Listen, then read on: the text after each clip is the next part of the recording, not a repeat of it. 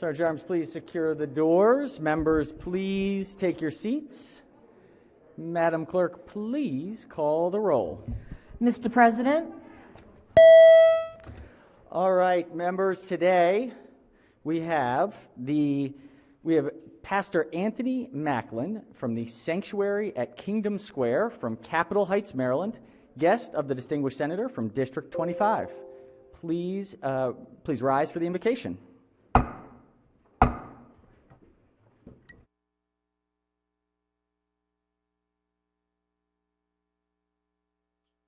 Good morning to each and every one of you, my brothers and sisters. Let's begin our day in a time of prayer. Let's bow.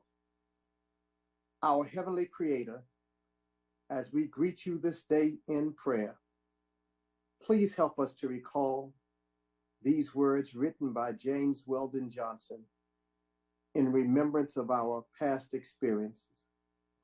We have come over a way that with tears have been watered. We have come treading our path through the blood of the slaughtered. Out of the gloomy past, till now we stand at last, where the white gleam of our bright star is cast. And oh God, we are so grateful today because we believe that we stand at a point in the dark night of our despair where we can finally begin to see light at the end of the tunnel.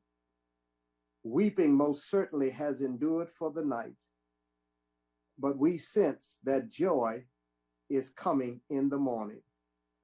We pray for safety, guidance, and protection for the work and the workers, the families, and the friends of those who populate this State House, conducting the business and the bidding of the people of the great state of Maryland.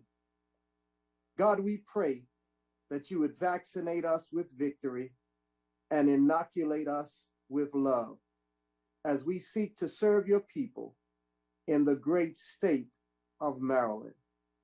Please give us all the wisdom to legislate, the grace to operate with integrity, and the joy of fulfilling your mandate that we never forget the least, the last, the lost, and those who may ultimately feel left out.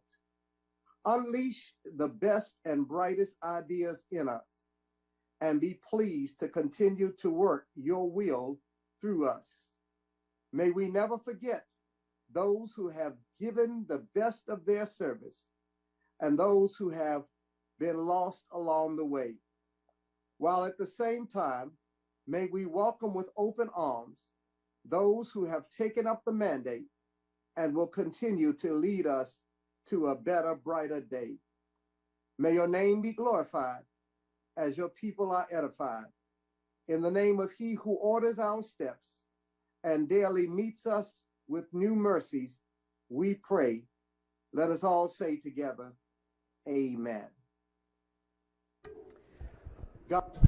All right, Chair recognizes the senator from District 25. Thank you, Mr. President. And colleagues, I share Pastor Macklin with all of the senators and representatives from Prince George's County. He is a tremendous teacher, preacher, and leader. Recently led our collective banking group. And most recently, Mr. President, I share him with the senator from the 23rd District, as he now has a property in that part of our county as well. So with that, Mr. President, I'd ask that the remarks, the prayer be journalized. Without objection, certainly, Senator, we will journalize the Reverend's wonderful remarks this morning. We thank you for inviting him. Chair recognizes the senator from District 24. Yes, I'd like to add a few remarks here. Pastor Anthony Macklin is a rare breed. He really is.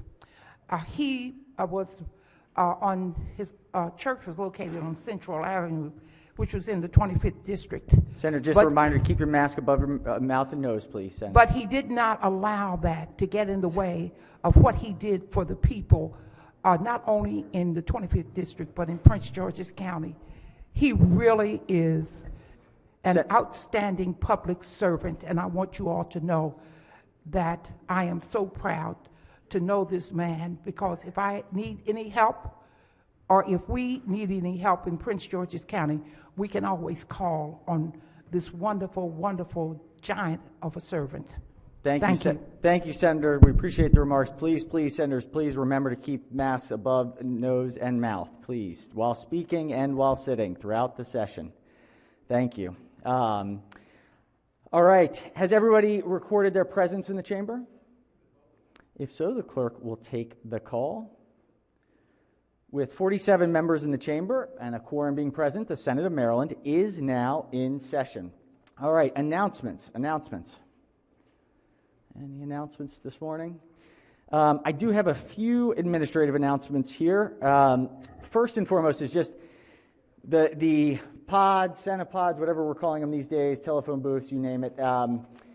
They have obviously very different echoes. And so just a reminder to members that, obviously it is more difficult because there's a barrier between members, and there are times that we're going to want to say something to somebody on the floor, but the sound travels upwards and then it bounces right back down. So just be mindful that when you are speaking or saying something to your seatmate, it can be heard across the chamber because of the way that the echo goes through. So I know it is not pleasant, and this is the most isolating session of all time, but please be mindful, especially during debates and when other senators have the floor.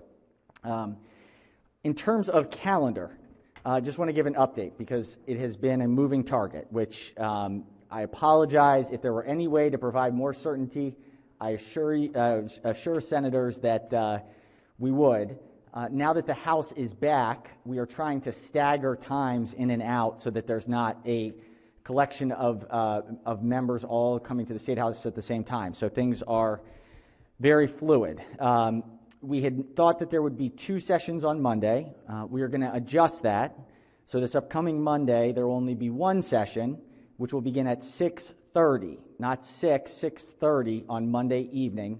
There's executive nominations that starts at 5. The calendar is a little bit longer, so just to be safe, we're going to start at 6:30 on Monday. On Tuesday, our plan is to have 2 sessions, one from 11 a.m. to 1 p.m., another from 6 p.m. to 8 p.m.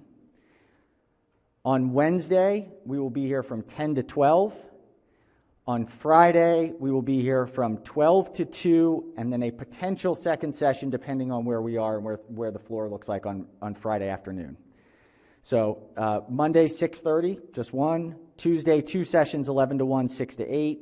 Wednesday, 10 to 12. Nothing on Thursday.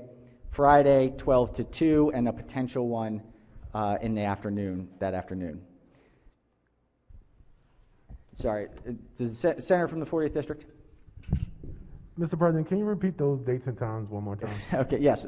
So Monday, 6:30 p.m., 1 session. Tuesday, 11 a.m. to 1 p.m., and then again 6 p.m. to 8 p.m. Wednesday, 10 a.m. to 12 p.m. Friday, 12 p.m. to 2 p.m., with the potential of a second session that afternoon, depending on the House's schedule as well. So that is next week. Mr. President? Yes, Senator? Just real quickly, what time does the testing facility close on Monday? The testing on Monday closes at 6, but the test from today will be valid for the Monday test. Tuesday morning, senators will have to get a new test. Okay, I thought it was only 2 days because some of us tested on Monday to be able to come. Okay, we're cool. So we're okay. We don't have to test on Monday then to get in here. That is correct. Okay. That is correct. Tuesday morning there is. But senators, if senators want to do a test after 2 p.m. on Monday, that would count as Tuesday's test as well. Any questions on any of those pieces? Okay, it appears not. All right. One last other small note just about the floor and committee. This has been a really hard session. It's been a very, very, very difficult session. We have some really contentious issues on deck. I think it's important to note that all of us come here to represent our districts and our philosophies. The beauty of the Senate is that ideas get debate and discussion, and that we have the opportunity to model to Marylanders what we believe. And we do it in a respectful and direct and sometimes contentious, but we do it in a way that leads to better work product. We have some tough issues today. We have some tough issues coming up next week. And this is just a reminder that we are the Senate of Maryland and have to demonstrate as such. We have to be the model of how to move through these really difficult times together. So no specific incident or issue, just a general note that this is going to be hard, but this is why we do this work. So with that, if there are no other announcements, let's go ahead and jump into it, if everyone is ready. All right, without objection, so be considered the reading of the journal from the prior legislative day. We have some legislative bond initiatives. This is calendar 18. Clerk will read the initiatives. Senator Carter, Clyde R. Durrell Legacy Center. Senator Carter, Beacon House Square. Majority Leader moves so be considered the reading of the bond initiatives. Next, we have message from the House of Delegates. These are first reading House bills, calendar number 4. Clerk will read the bills. House Bill 105, Delegate Henson, Department of Housing and Community Development Administration, Compliance Monitoring Reporting. Majority Leader moves so be considered the reading of the bills. Now we have an announcement. This is a reassignment. Clerk will read the announcement. In accordance with Rule 33D, the following legislation has been reassigned. House Bill 14, Delegate Carr, Pharmacist, Prescription Drug and Device Labels, Expiration Dates, reassigned to Education, Health, and Environmental Affairs. Majority Leader moves so be considered the reading, I'm sorry, this is the announcement, so the announcement having been read is adopted. All right, today is the Green Bag Day. Can everyone tell the excitement of Green Bag Day? And we do not have the Secretary of Appointments here to officially hand over the green satchel, but we do have a virtual presentation or handover of the governor's appointments from the Secretary. If we could welcome virtually the Secretary of the Appointments Office.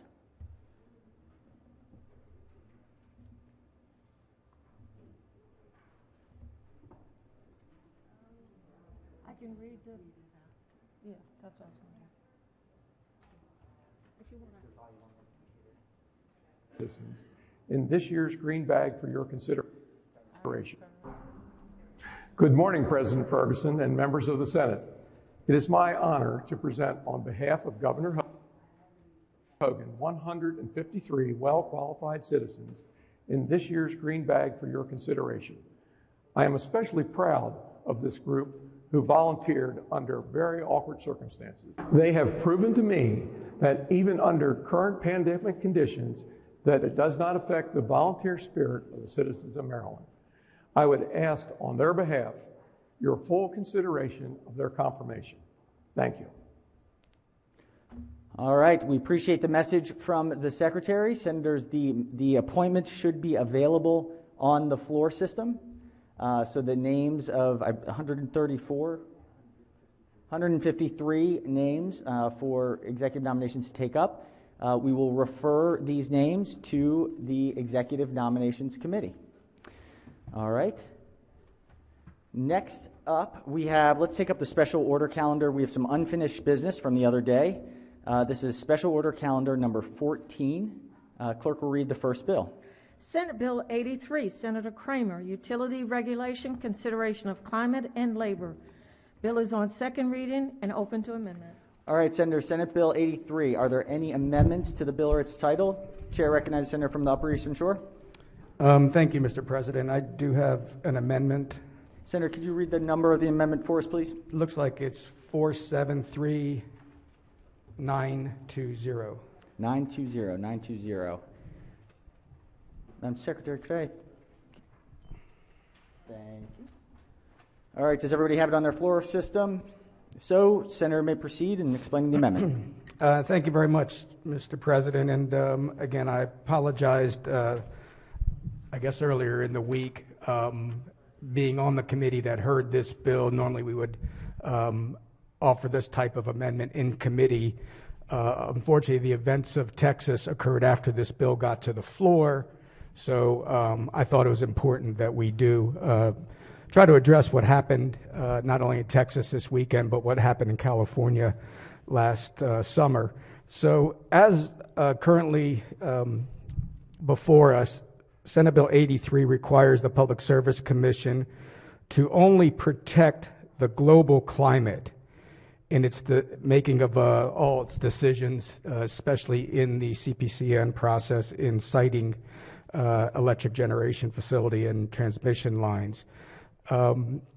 It appears to completely ignore the practical impacts of climate change on Maryland's electric distribution center. And so the amendment that I have will also require the Public Service Commission to consider the impacts of climate change on Maryland's electric resources in terms of resiliency and redundancy and diversification of fuel sources.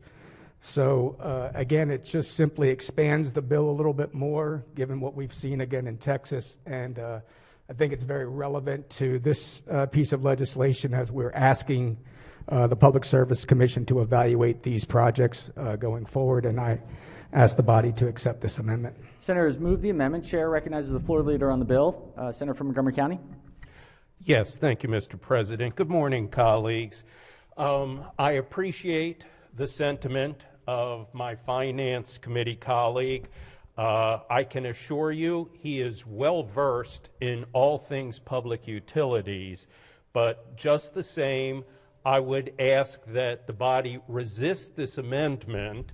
And first and foremost, it's because it's getting a little far afield of what the bill before us does. The reference to what has been happening in Texas is misplaced. The fact of the matter is, Texas is a victim of its own failures with its grid system.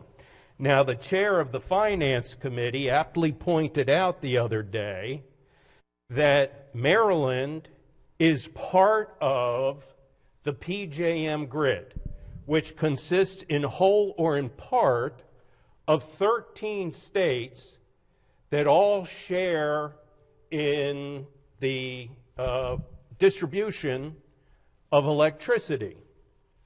Texas has its own grid. And allow, if you will, just one moment while I read. There are innumerable articles discussing the problems in Texas, but here's just some very quick summaries to address that. What has sent Texas reeling is not an engineering problem. It is a financial structure for power generation that offers no incentives to power plant operators to prepare for winter. Texas has created an electric grid that puts an emphasis on cheap prices over reliable service. The article continues, at a moment when the world is awash in surplus natural gas, much of it from Texas wells, the state's power generating operators were unable to turn that gas into electricity to meet the demand. In the single-digit temperatures, pipelines froze up because there was moisture in the gas. Pumps slowed. Diesel engines to power the pumps refused to start. One power plant after another went offline. These are fossil fuel power plants that failed. Even a reactor at one of the state's 2 nuclear plants went dark, hobbled by frozen equipment. So the amendment before us relates far more to problems with the grid system rather than the power generation that the bill before us addresses with regard to the climate crisis that is looming before us at this very moment. But I will also point out to everyone that the bill not only includes the impact of the generating stations on the climate, it also incorporates the following language. the effect of climate change on the generating stations. That is what Texas is experiencing, because now they are getting unprecedented cold and winter conditions as a consequence of the climate crisis. So, colleagues, I would again ask that you resist the amendment. If my good friend from Finance wants to bring that in as a separate bill before the committee to look at these issues, the committee will be happy to do that, but it does relate far more to the grid system of the Texas grid. We are far better suited for winter conditions here in Maryland as a member of the PJM. So thank you very much for that, Mr. President. Thank you, Senator. Chair recognizes the Senator from District 34. Mr. President, I just really rise to point out that I don't, to mine, I'm not able to pull this amendment up on my floor laptop. I don't know if anybody else is either. I think I'm not seeing anybody else's laptop up or not. Senator, if you go to Senate Bill 83, and then in the tab Amendments, it should be on the, it should come up on the bill file. Okay, I think it's on there now. Okay. But it used to be coming up across the top of the. They're working on it right now, the real-time feed. But all of the materials are on and available. The real-time feed is delayed at the moment, but they are available on. Thank you. And then just briefly speaking on the amendment. Senator, may proceed. And I think what the good senator, the floor leader, fails to recognize in the Texas fiasco is that the grid system is a result of a single-minded focus in Texas on exploiting renewable energy resources over reliability.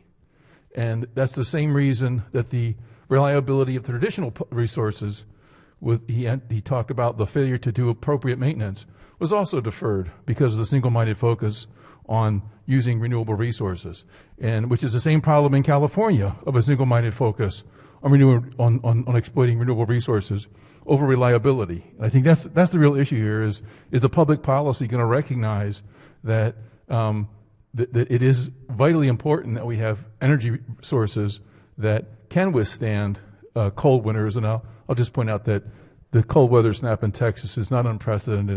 I think this happens once every 30 years or so. So thank you.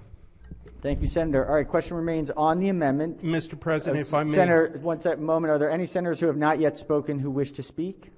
If not, the chair recognizes the floor leader. Thank you. I appreciate that. I'll be very quick, Mr. President. I just wanted to point out that I don't believe what we just heard was an accurate representation. The fact of the matter is that wind generation comprises less than 10% of the energy production in Texas. And in fact, their grid was only counting on wind energy to produce 8% of this winter's energy for Texans. It is the 60 to 70% that is fossil fuel generation that collapsed and failed in the grid in Texas. So I just wanted to point that out. Thank you, Mr. President. Thank you, Chair recognizes the chair of the committee. Yeah. Well, we appreciate everybody's interest in renewables, and we certainly need them. I agree with our floor leader that this particular bill, the scope of it and the purpose of it was to deal with other than what the problem is in Texas. In Texas, they simply have gone for cheap rather than to invest in the system. 21 years ago, they had a similar situation occur. They said, we will now do better, the grid will be strengthened, our sources will be brought up to standards so that in the case of another emergency, we won't have this happen again. They did not. This is about being dumb on the grid and smart, if you want to call it that, on what we can do for you. It's a private company, ERGOT, which is pretty much on its own. They've got a 3-person commission of elected officials who know nothing also about energy, who are the oversight group. So it's really not about what this bill is getting to. That's not to take away at all from the need for what the maker of the amendment wants. It just doesn't belong on this bill. It is not within the scope of what the purpose of this bill is regarding. Thank you, Senator. All right, question is on the amendment. On the amendment, Chair recognizes the maker of the amendment. Thank you, Mr. President. Just again, based on some of the comments, this is certainly not to say that ERCOT is not to blame for what happened down in Texas by any means, but at the same time, renewable energy did not generate what they had expected. With regard to some of the comments about ERCOT being an ISO, they certainly are, and Texas enjoys some of the lowest utility rates in the country. And they have asked themselves, and they decided amongst their policymakers, to offset the low cost of utilities for some reliability. And in this case, the reliability caught up with them, and they had some of the issues that we're seeing down there. Same thing that we saw in California as well, too. California is part of a RTO. It involves some of the electric generating facilities that are in Nevada. They made decisions to do the same thing, rely on renewable energy, mainly solar and wind again. And last year they experienced blackouts as well, too. So again, I just think that as we're asking the PSC to evaluate the effects of climate change on generating stations from the long-term perspective, it would be prudent for us to ask them to evaluate on the short-term perspective as well, too, more specifically weather events that we're seeing. So not the broader climate change seeing with respects the warming that we're seeing, but again, short-term weather events that we are, and I will agree, see some increasing events of larger magnitude. Again, Mr. President, I just feel that as we're looking at these different types of causations in the CPCN process, it is, again, relevant and prudent to look at the overall resiliency and the diversification of our energy sources. So, again, I'd ask that the body accept this amendment. All right, question is on the amendment. On the amendment, all in favor of the amendment say aye. Opposed, nay. The nays have it. The amendment is rejected. Are there any further amendments to the bill or its title? Seeing none, Senate Bill 83 is hereby ordered printed for third reader. As a quick aside, there's a fascinating podcast from the Daily about this incident that from the energy reporter from the Times. It was that came out 2 days ago, so highly recommend. It was fascinating. All right, let's go to the next calendar. It is we've got a second reader from the Education, Health, Environmental Affairs. This is unfinished business, report number 8. Clerk will read the first bill. Senate Bill 284, Senator Simonera, Maryland Veteran Service Animal Program definitions, favorable with 2 amendments. Chair recognizes the Senator from Anne Arundel as the floor leader. Thank you, Mr. President. This bill defines a service dog, support dog, and therapy horse for the purposes of the Maryland Veteran Service Animal Program and related fund. Under the bill, a service dog is a dog that is individually trained to perform tasks for the benefit of an individual with a disability. A support dog means a dog that provides emotional support as determined by the medical profession, and therapy horse includes a horse approved by a stable license in the state, and one that meets licenses procedures. There were 2 amendments. The first requires a service dog that provides emotional support to be individually trained, and the second amendment requires a horse therapy to be certified by the Horse Discovery Center by the Maryland Horse Industry Board instead of requiring the stable to be licensed by the state. I move the committee report and the amendment. Floor leader moves for the adoption of the 2 committee amendments and the favorable committee report. First on the amendments, any discussion? If not, all in favor of the amendment say aye. Opposed, nay. The ayes have it. The amendments are adopted. Question now is on the favorable committee report as amended. Any discussion? If not, all in favor of the report say aye. Opposed, nay. The ayes have it. The favorable committee report as amended is adopted. Are there any amendments to the bill or its title? Chair recognizes the floor leader.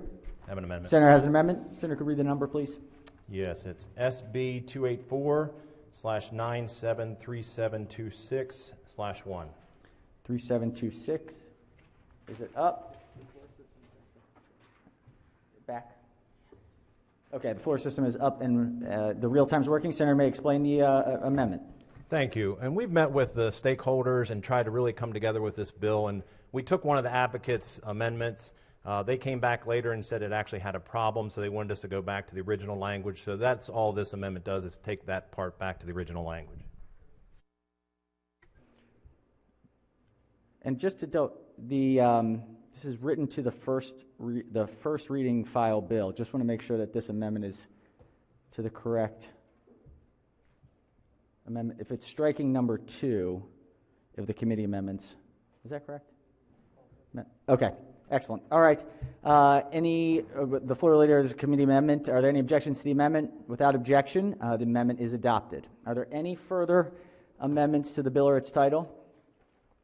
Seeing none, Senate Bill 284 is hereby ordered printed for third reader. Clerk will read the next bill. Senate Bill 338, Senator Simon Era, Local Government Animal Control Facilities, Adoption Fee Waiver for Veterans, Pets for Vets Act of 2021, favorable. Chair recognizes Senator from Anne Arundel as the floor leader. Thank you, Mr. President. This bill requires an animal control facility operated by a county or municipality to waive the adoption fee for a dog or cat adopted by a veteran who presents specified information that notes the individual is a veteran. An animal control facility may limit the number of adoption waivers granted to the individual for one dog and one cat within a 6-month period.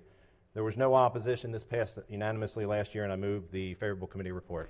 Floor leader moves for the adoption of the favorable committee report. Any discussion? If not, all in favor of the report say aye. Opposed, nay. The ayes have it. The favorable committee report is adopted. Are there any amendments to the bill or its title?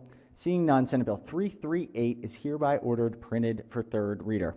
All right, if we could do a quorum call before a third reading calendar. Mr. President? Has everyone recorded their presence?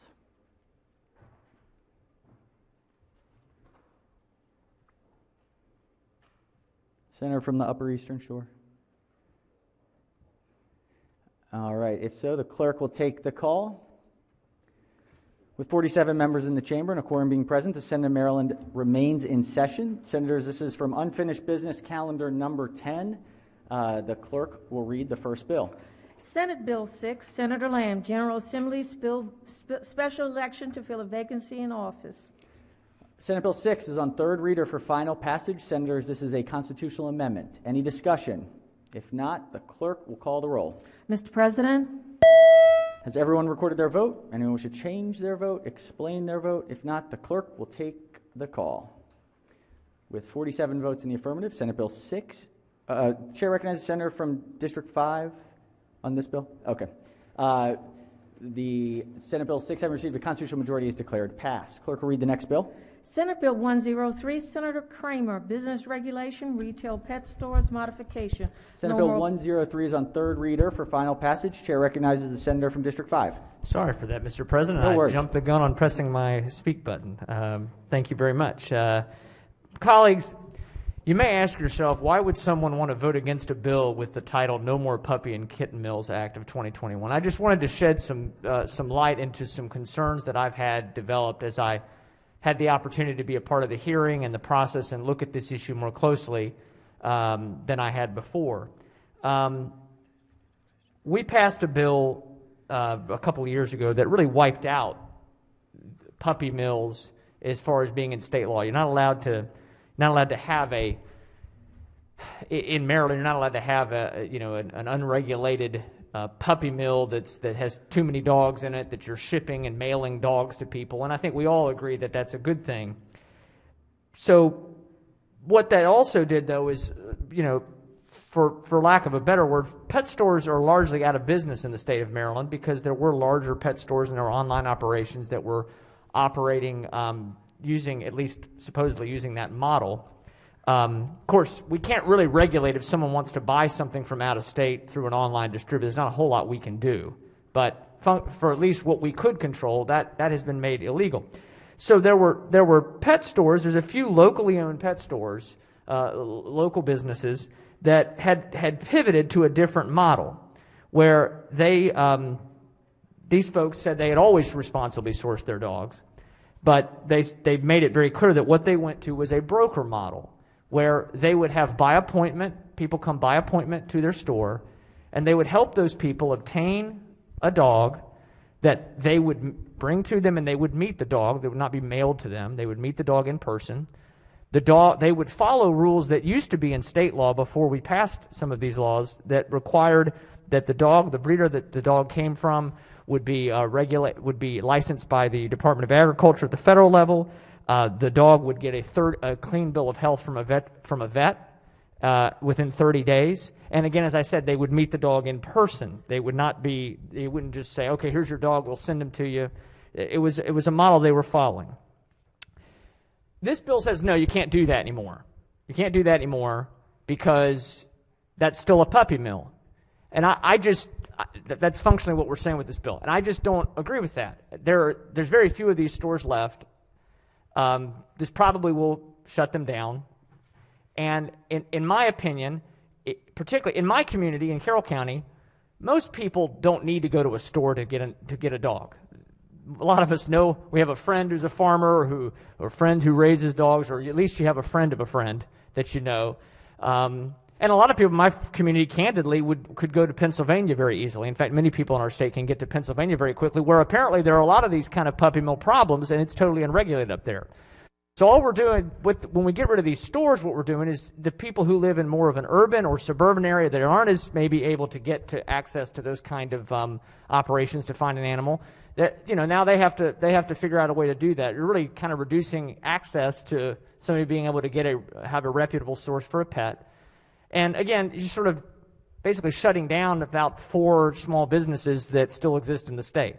That's my perspective on it. That's why I'm voting against this bill. I obviously don't support puppy mills, but I think we already have done our best to stamp that out.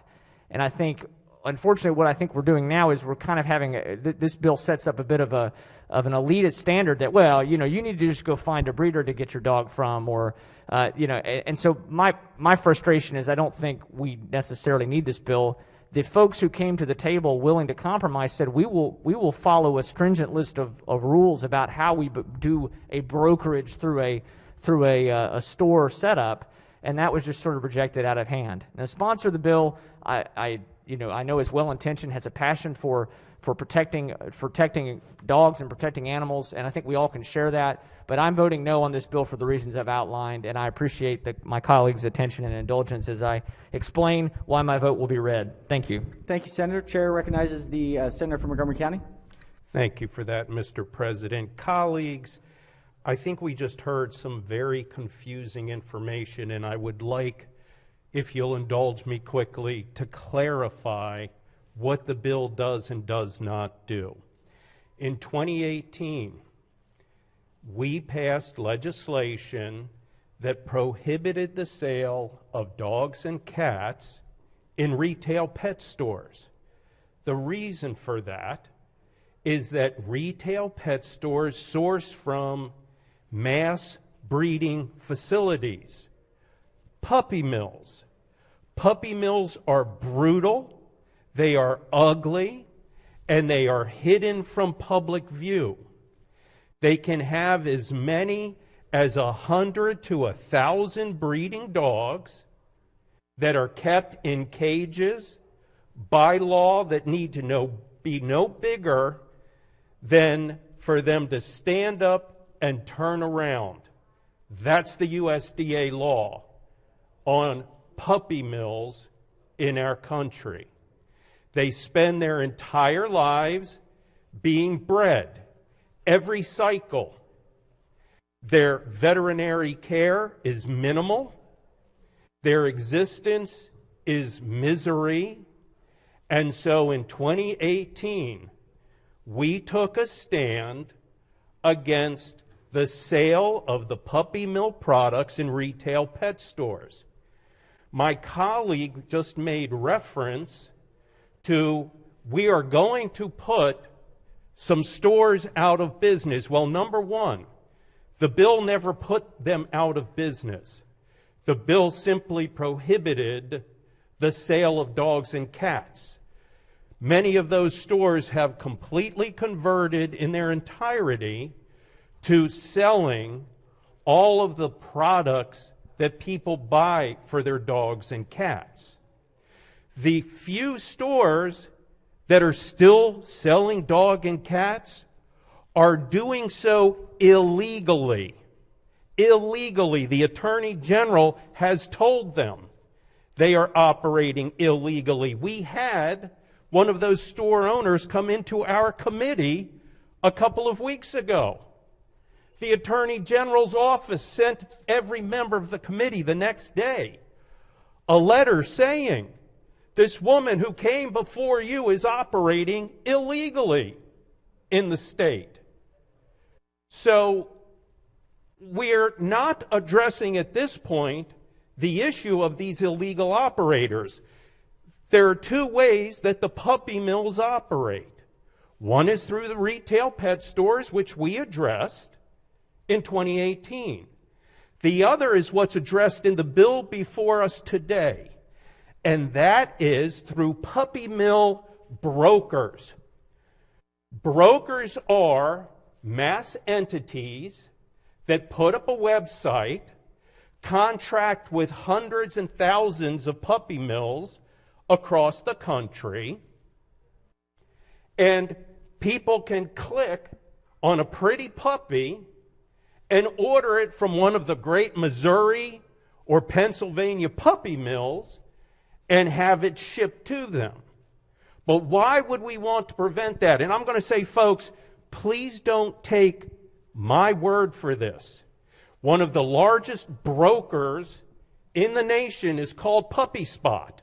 They're the only ones, the only brokers who came in and opposed this bill. Puppy Spot. And why don't we want Puppy Spot? And I'm only going to read one example. But you all can Google Better Business Bureau Puppy Spot and see the hundreds of complaints. But I'm just going to read one to you.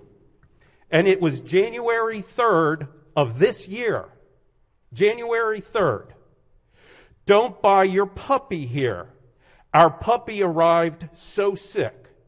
They said they guarantee the puppy's health and have refused to pay our vet bills. He had a severe ear infection and an extremely contagious parasite that transferred to myself. It is extremely dangerous for children to get this. This put my daughter at risk. The puppy had to get multiple rounds of meds over a month, and we had to fumigate the whole entire house. We have been going back and forth with them since we got him in November. They never call you back.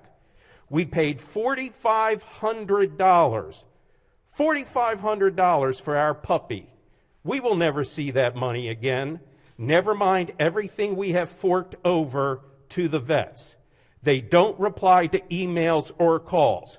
So why is it that this company can do that? If you search their site and find in the exceedingly fine print, you can click on where they have their warranty provision. And you know what their warranty provision says? No warranties. Puppy Spot disclaims any and all implied warranties of merchantability and fitness.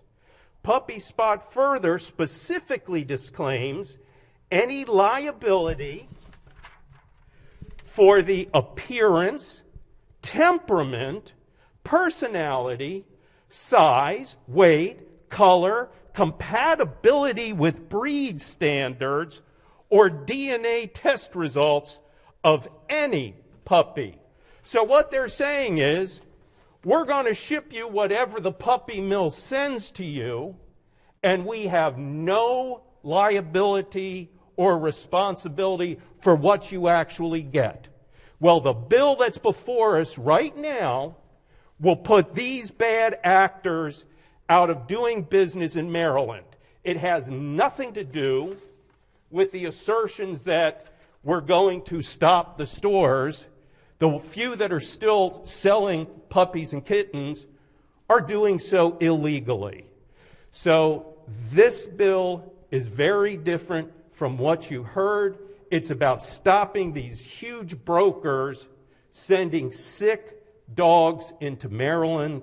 It's about public safety, public welfare, and animal welfare. Thank you, Mr. President. Thank you, Senator. Senate Bill 103 is on third reader for final passage. Any further discussion? If not, the clerk will call the roll. Mr. President, Has everyone recorded their vote? Anyone wish to change their vote, explain their vote? If not, the clerk will take the call. With 45 votes in the affirmative, Senate Bill 103, having received a constitutional majority, is declared passed. Clerk will read the next bill. Senate Bill 149, Senator Kelly, Insurance Application of Premium Tax, continued exclusion of Maryland Automobile Insurance Fund. Senate Bill 149 is on third reader for final passage. Any discussion? If not, the clerk will call the roll. Mr. President, Has everyone recorded their vote? Anyone wish to change their vote, explain their vote? If not, the clerk will take the call. With 47 votes in the affirmative, Senate Bill 149, having received a constitutional majority, is declared passed. Clerk will read the next bill. Senate Bill 175, Senator Ellis, Procurement, Performance, and Payment of Security, Requirements and Limitations. Senate Bill 175 is on third reader for final passage. Any discussion? If not, the clerk will call the roll. Mr. President, Has everyone recorded their vote? Anyone wish to change their vote, explain their vote? If not, the clerk will take the call. With 47 votes in the affirmative, Senate Bill 175, having received a constitutional majority, is declared passed. Clerk will read the next bill. Senate Bill 184, Senator McCray, Maryland Transit Administration, Reduced Fare Program for Opioid Treatment Program, Patients Program Requirements. Senate Bill 184 is on third reader for final passage. Any discussion? If not, the clerk will call the roll. Mr. President, Has everyone recorded their vote? Wish to change their vote, explain their vote? If not, the clerk will take the call. With 47 votes in the affirmative, Senate Bill 184, having received a constitutional majority, is declared passed. Clerk will read the next bill. Senate Bill 244, Senator Lamb, Maryland Funding, Accountability, and Transparency Act, non-budgeted state agencies. Senate Bill 244 is on third reader for final passage. Any discussion?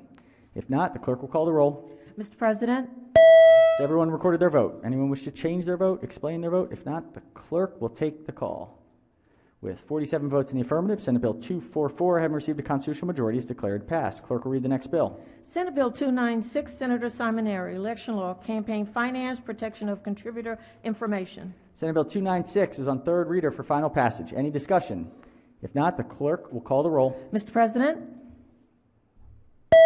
Has everyone recorded their vote? Anyone wish to change their vote, explain their vote? If not, the clerk will take the call.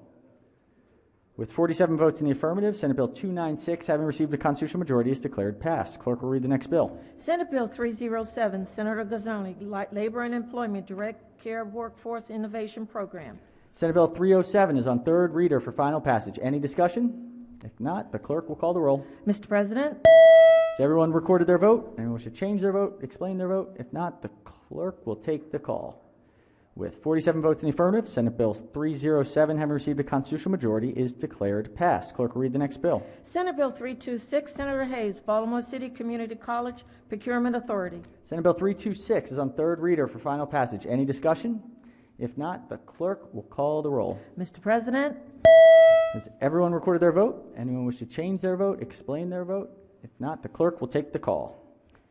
With 47 votes in the affirmative, Senate Bill 326, having received a constitutional majority, is declared passed. Clerk will read the next bill. Senate Bill 353, Chair, Education, Health, and Environmental Affairs Committee, Veterans Benefits and Benefits Appeal Services Disclosure Requirement.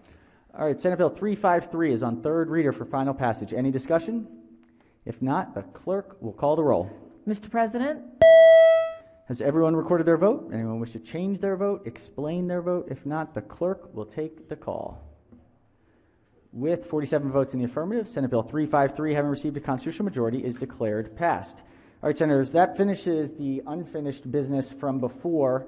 While we have everyone here, let's go ahead and get some of these recorded votes done. First is a special order calendar for the Executive Nominations Committee. This is calendar number 15.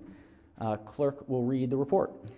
Executive Nominations Report Number 3. Question is, will the Senate advise and consent to the nominations of the executive? Chair recognizes the Chair of the Executive Nominations Committee. Thank you, Mr. President. I move favorable on the gubernatorial appointments in report number 3 of the Senate Executive Nominations Committee. Senator moves that we accept the report favorably and confirm the nominations. Are there any senators that wish to remove any nominees? If not, is there any discussion on the nominees? If not, the clerk will call the roll. Mr. President, Has everyone recorded their vote? Anyone should change their vote, explain their vote? If not, the clerk will take the call.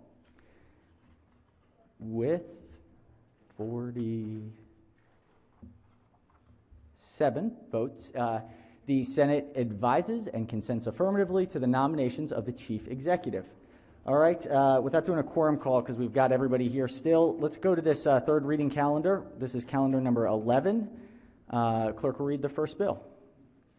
Senate Bill 41, Senator Augustine, Health, Mental, and Emotional Disorders Consent Mental Health Access Initiative. Senate Bill 41 is on third reader for final passage. Chair recognizes Senator from District 5. Thank you again, Mr. President. I just want to speak on this bill for a couple of minutes.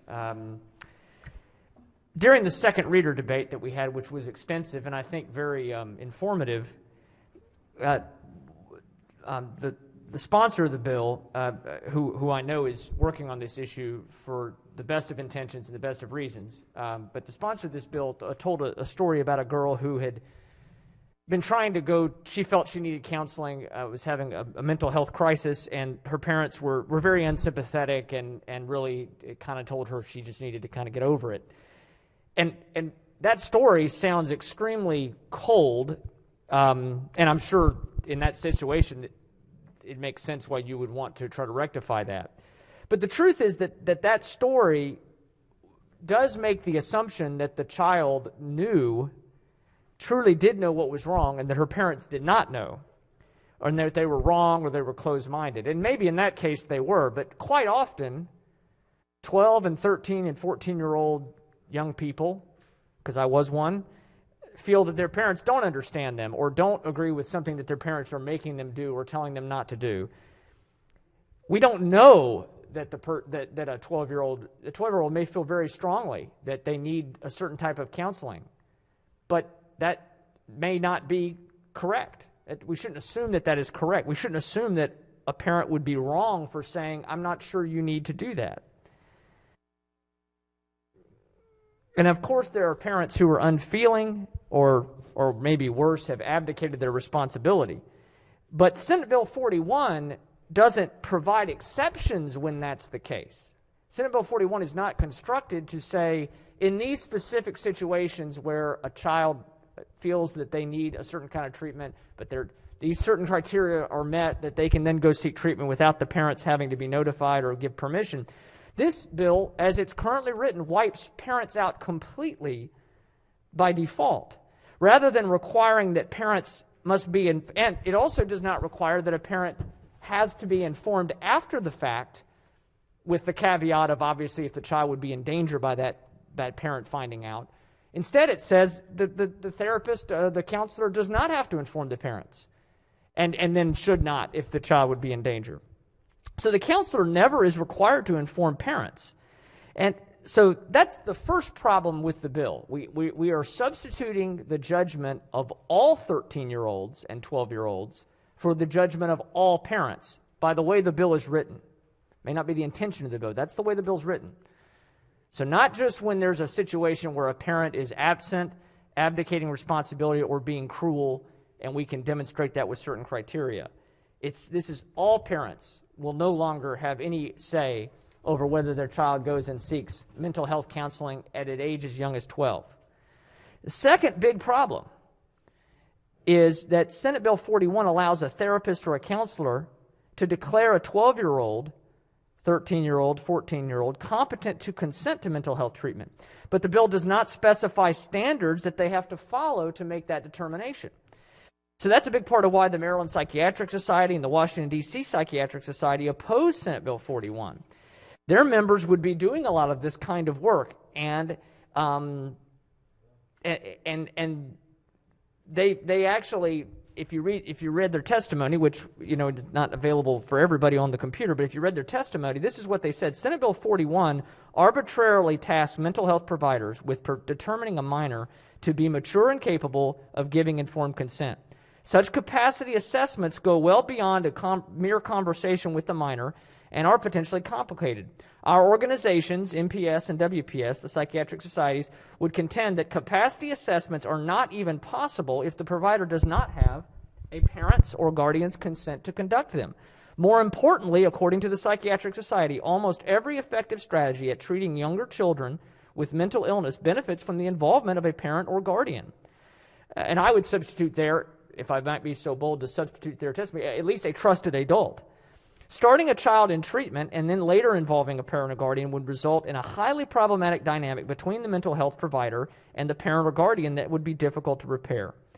That's the Maryland Psychiatric Society. They're the ones, many of their members will be the ones doing this kind of work. So in closing, we had a debate, just to hammer this home, we had a debate on the floor last week about a veto override of the governor's regarding the media covering criminal acts by juveniles, and those juveniles that might be committing an act where they could be tried as an adult, but not necessarily. And the governor vetoed the bill, and this body overrode the veto about protecting those young people from being exposed in the media and having their pictures shown. And so I remember we heard a number of arguments from people who wanted to override the governor's veto, and one of the main arguments was these are children, including children as old as 17 years and 364 days. And many times they don't realize what they're doing. They don't know what they're doing when they commit a violent crime. They don't know all of the ramifications and all of the, all of the fallout, or they don't have necessarily the ability to understand all of that. Well, that's actually a fair argument. I would say that if that's the case, if you feel that way, I don't know how you can in good conscience vote for this bill. 12 and 13-year-old children should not be able to consent to mental health services without the knowledge of the parent as a rule. Again, this bill removes all parents completely from the equation for any child ages 12 and up who decides on their own that they can't or don't want to involve their parents in the decision to undergo mental health services. And there's no requirement that parents ever be informed that their child underwent these services. A better approach, I believe, would be a bill that's more narrowly targeted for specific instances where it might be appropriate for a child to be able to seek services on their own. Not this approach. This is a bazooka approach when I think a much more narrow-focused approach would be better to address what I understand is a problem in certain situations. But this is way too broad, and we should vote this bill down. Thank you, Mr. President. Thank you, Senator. All right, are there any senators wish the chair recognizes the bill sponsor? Thank you, Mr. President. I definitely appreciate the conversation that was had around this bill, and I just wanted to clarify a few different things. As I said before, the people who support this bill are the ones who work with these children. That includes the American Academy of Pediatrics. That includes the National Association of Social Workers. That includes the Licensed Clinical Professional Counselors of Maryland. That includes the Maryland Association of County Health Officers, among others. These are the people who work with children every single day. And just as an FYI, the diagnoses are covered under HIPAA. This bill would not expose any children to the stigma that would be associated with this because it's protected information just like any other with regard to HIPAA. The other thing that I just want to clarify with regard to the standing of Maryland with regard to other states, because there are a lot of different standards that are actually out there and a lot of different ages. Maryland is amongst them. The group that has the tightest age of consent in the country. Colleagues, I am just saying that the professionals who work with these children every day are the ones who have brought this forward to me to support this for the betterment of our children, and I'm asking for your support on this vote. Thank you. All right. Chair recognizes Senator from Lower Eastern Shore. Thank you, Mr. President. And we've had an extended debate on this, and I appreciate the bill sponsor, the back and forth. And I just wanted to share with my colleagues, after all of the constituent inquiries that are coming in for assistance with COVID-19, after that issue, I'm hearing an awful lot on this minor consent issue. The concerns that have been raised by parents and also the medical experts. And I understand the sponsor's point that those who brought the bill forward, have experience with children. But when you look across the board and have this many medical experts saying that 12 is just too young. And just to wrap up, I have a tendency after trying to read testimony and going through this to turn to people that I know who have the experience. And I turned to someone who's both a psychologist and a family friend. He actually helped our family through a very difficult situation when I lost my brother to suicide in 2004. So I turned to him and I just said to him, there's a lot of emotional debate from the parents on this, and we have testimony from medical experts. And I asked his opinion, and what he shared with me, he said, majority of 12 to 16 do not have sufficient judgment to make independent decisions for care. But then the point that I just wanted to share, and I'll wrap up, that stress that really bothered me, he said, the majority of preteens suffering from a psychiatric condition by the nature of the disorder are experiencing distress and or other impairment that may impact judgment to make informed decisions. So I wanted to share that with my colleagues and let you know why I would be voting against this bill. Thank you, Senator. Chair recognizes the senator from District 10. Colleagues, children do a lot of dumb things, and they do a lot of things that show their immaturity. But there has never been a time in human history recorded when children are making a big deal of trying to prove that they are mentally ill and seeking doctors or medical providers to help them with anything. When a child seeks help for mental distress, something is wrong. And we would bury our heads in the sand not to recognize that. That's not a glitzy thing. That's not the thing you go around bragging about. Kids do a lot of things they like to brag about. You have to really be in distress, even adults who need mental health services. Don't go around just willy-nilly saying, let me see if this is the cool thing to do today. If a child is suffering, if a child is withdrawn, if a child is traumatized, sometimes a parent may not even know some of the trauma their child has experienced. If we can respond to children who are in need, who are suffering neurobiologically, psychologically, psychiatrically, there might be a time then when their parents can become a part of the treatment team. This isn't an attempt to exclude parents, but if a child is reaching out, in fact, I wonder sometimes about the kids who end up in our juvenile justice system. Some of them needed someone to reach out to them or to be there for them.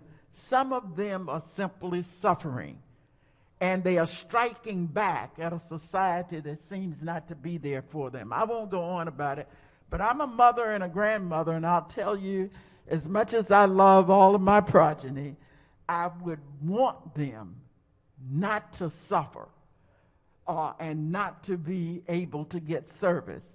If it's nothing but to help them figure out if they need service or not, why would we deny them that? We aren't talking about people on the street who are not qualified, and they aren't so lax in terms of having a lot of extra time that they're out looking for people to help. If they see a child in need and the child comes forward and seeks that, we ought to thank God that here in this country they can be served. I want us to think about it again. Thank you. Thank you, Senator. Chair recognizes the senator from District 34. Thank you, Mr. President. Colleagues, we know that in some families they're totally dysfunctional. We know that children are sometimes placed in a home where there's abuse or a good reason not to really hold the child's counseling up because the parent's not involved. And certainly that would be appropriate, that if the parent is the problem, that we would have a statute that said if there's a finding that the parent is the problem, or the child's at risk, if we share that, that would certainly be something you'd want to take a pretty hard look at. But that's not what this statute says. This statute says that I'm a school counselor, I don't feel like asking your parents anything. I'm just going to start counseling people. I don't care to ask parents. I'm going to take the easy way out. I'm not going to, there's a presumption that I don't have to ask anybody. I can just go. I'm troubled by that. I'm troubled by that because there are, just as we sometimes find teachers and lawyers and doctors and policemen who fall below the professional standards of care, there are also mental health providers who fall well below the standard of care. Well, a 12-year-old certainly knows if they want to be counseled or not, but I would submit that they sure as heck don't know if they're getting help from a bad counselor, whether it's totally inappropriate, whether the relationship's not healthy, whether there's a problem here. But that kid's not going to know it. They're not going to know it when they're 12, probably not 13 or 14 or 15 or 16. But we all, I'm sure many of you have run across cases where somebody was getting mental health care and you seriously question whether that was the right person to be giving it. But we won't know that. This is a matter of allowing parents to ensure the quality of the care their children get. It seems to me that the presumption ought to be we're telling mom and dad. And if you don't want to tell mom and dad, then the mental health caregiver ought to have to go through some additional hoop of making some kind of finding that, listen, in this case, it's just not appropriate. I think mom is the problem. And if I tell mom, she's going to pull the kid away and the kid's going to become suicidal or something. You know, and that's certainly a case I want to really think about the default of giving it. But to just suggest to folks giving these kids counseling that just write the parents off because, you know what, it is a pain. It's so much easier. I can just sit in my office, call the next kid in. I never have to talk. We make our math teachers talk to the parents. We make our science teachers talk to the parents. We make our social studies teachers talk to the parents. And they have to do it 3-4 times a year. It's a real pain, but they have to sit down with the parents and explain to them, what am I teaching your kid? How am I interacting with your child? But yet, with the mental health provider, we're not going to require that. That's just disconcerting to me. As a parent, as a grandparent, I just find that troubling that we would not have a default that says, unless you got a good reason, call mom or dad, and let's just go through with this. Thank you. Chair recognizes the Majority Leader. Thank you, Mr. President. I've been sitting here listening, and I hear what the other side of this issue is saying, but if I'm a 12-year-old kid and I've got a really broken family and I don't have anywhere to turn to, I don't have a parent, I don't have a father who is there listening to me and paying attention to the pain that I'm in. I don't have a mother that is able to be home to take care of my issues because she's working 3 jobs. That's my district. There are so many children in our elementary schools and middle schools at 12 years old that need somebody to talk to them. That's what I think this bill points to. It doesn't look at the ideal situation where there's a parent or two that can talk to a child and get them services that they need to have. We just have so many children that don't have somebody that can do that for them, and I think that's what this bill addresses. So I'm going to be voting for Senate Bill 41. Thank you, Senator. Chair recognizes the Minority Leader. Thank you, Mr. President. And just something I would say in general, I know it's not intentional. I think it's probably because we don't have our legal counsel. It's hard to get the telephones and all that. But on several bills, we have heard factually incorrect statements. So I would really appreciate the continued support that we can special order things when we have questions so we can, verify certain things. Yesterday, the sponsor said that all children 12 years old can get certain services with STDs and things like that. And I specifically asked, I said, you say all children, or is it like it says in the fiscal note, if you're married, self-sufficient, and so forth? And he said, nope, all of them. So we went back to legal counsel, and that is the case. It's just in those rare conditions they currently have that. So I appreciate the continued courtesy to let us be able to go back and check the facts out. So, the one thing I keep hearing is, these kids need attention. And they should get services. That's not what we're debating. We're debating whether we should go down from 16 to 12-year-olds that they don't have to involve their parents to get services. And that's a major shift. We didn't go from 16 to 15 or even 14 or even 13. We went all the way down to 12. And my main concern is most of us are not medical experts. We rely on public testimony. And there was a large amount of opposition to this bill, not just from individuals, but medical experts. And they were raising the red flag saying, danger. We have a problem with this. I don't know if 12 is the right age, or 13 or 14. I rely on the medical experts. You know, we always hear, follow the science, follow the scientist. We got that information as a body, and this unamended bill ignored it. So I guess the first question is, why would we ignore the medical experts? It's not certainly because we know, as members, we're not the experts. And it's such a major shift. You know, did you consider 14? Did you consider 15? Other states have laws like we do in those specific cases, if they're married or self-sufficient or pregnant or so forth. But we are stepping across a very large line and dropping down to 12. And when the medical experts tell us that they have a problem with it, I would tend to listen with them instead of just pushing forward. As we heard on the floor the other day, we should pass this bill because we've worked it out. When you have more opposition than you have support, that ain't working it out. That's just moving forward with a bill, independent of the facts, or opinions. We'll say opinions on those. So I have real concern about that, and I'll be voting red against this. Thank you. Thank you, Senator. Chair recognizes Senator from District 35. Thank you, Mr. President. I have not spoken on this bill yet, but looking into this, the issue I have, my heart goes out to children who don't have parents at home or in tough situations. It really does, because they're not everybody's fortunate as a lot of us are that had a good home life growing up.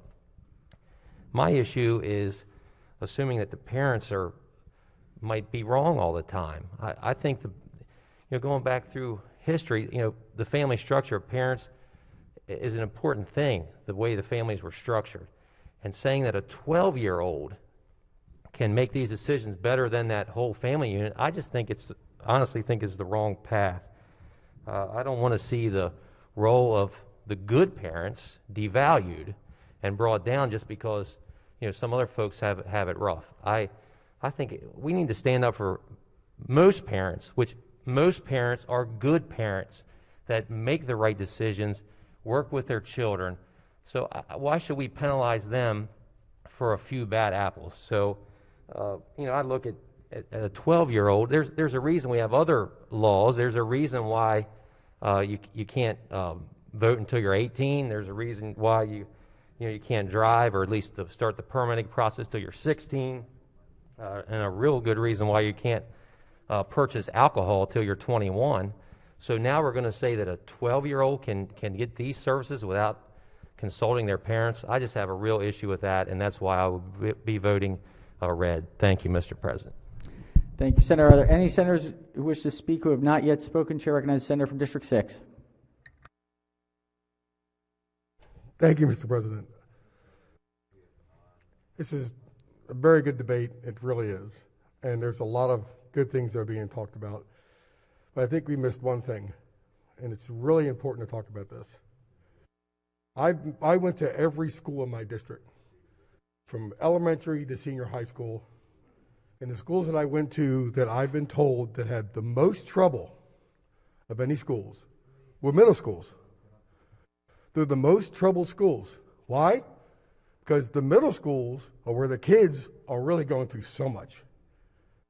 Mentally, physically, and in many ways. And what bothers me more than anything, they're going through these schools, and they're only halfway through education. So, being in 6th and 7th and 8th grade, they're not even in high school yet. And who is guiding them the most in their life? It's not a teacher. It's not a counselor. It's a parent. And the parent is there for a very good reason. Why? Because they have a place to lay their head. Because they will be eating 3 meals a day. And they're going through so much that they're laying their head on a pillow, because that's how much of a mother and a father really cares for them. And it's important to understand that the parent is there, and the parent will always be there. Why do I know that? And I believe you know that?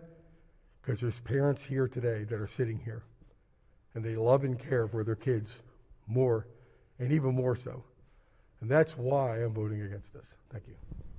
All right. Are there any senators who wish to speak who have not yet spoken? If not, Senate Bill 41 is on third reader for final passage. The clerk will call the roll. Mr. President, Has everyone recorded their vote? Anyone wish to change their vote? Explain their vote? If not, the clerk will take the call.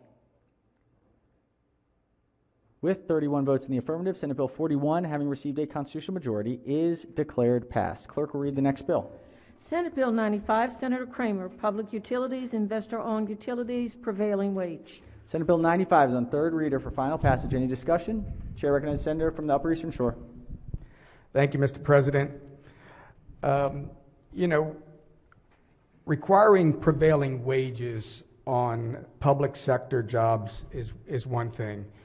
And this body has pushed forward a number of policies that benefit these labor organizations and increase cost over all taxpayers, even though there are no identifiable benefits. But this bill crosses over into private sector companies through a unique loophole that they are regulated by the state.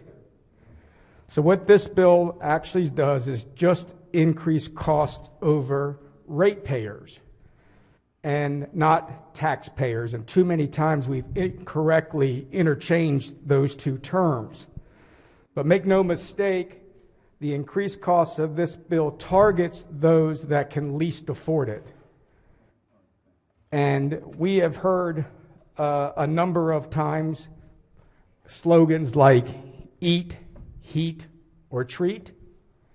Well, this bill is in direct conflict with that. This bill is going to, again, raise utility rates on those that least afford it. And we have seen previously that there's nothing more regressive than increasing utility bills. So I ask the body to vote unfavorably on this bill. There are no discernible benefits to what this bill provides. The companies that this bill has targeted have not asked for the bill. They've specifically provided testimony that was unfavorable. And I ask the body that we reject this bill. Thank you, Mr. President. Thank you, Senator. Chair recognizes Senator from Montgomery County. Thank you, Mr. President. Colleagues, after what we just heard, I will simply ask that you refer to the fiscal note for the bill that offers the following. The bill is not anticipated to materially affect utility rates. That completely contradicts what you just heard, that with passage of this bill somehow we are going to be adversely impacting customers throughout the state. According to the fiscal note, that is not factually accurate. The fact is, prevailing wages originally began to protect smaller contractors in rural communities from having large urban contractors come in and underbid work and put them out of business. So prevailing wages specified that for a particular employee on a job, depending on what the work skill was, they had to be paid a certain dollar amount so that you didn't have people coming in and undercutting the smaller operators. It leveled the playing field. Today, the goal is to ensure that utilities for very specific circumstances, underground infrastructure are making sure that they are going to pay a prevailing wage, because much of the work they used to do was in-house. They're not doing that anymore. They're contracting out this work.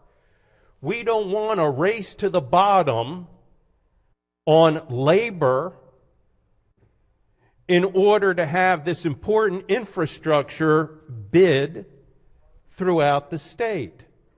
So the goal here is to ensure that we are getting the best quality infrastructure for these important utilities doing this work.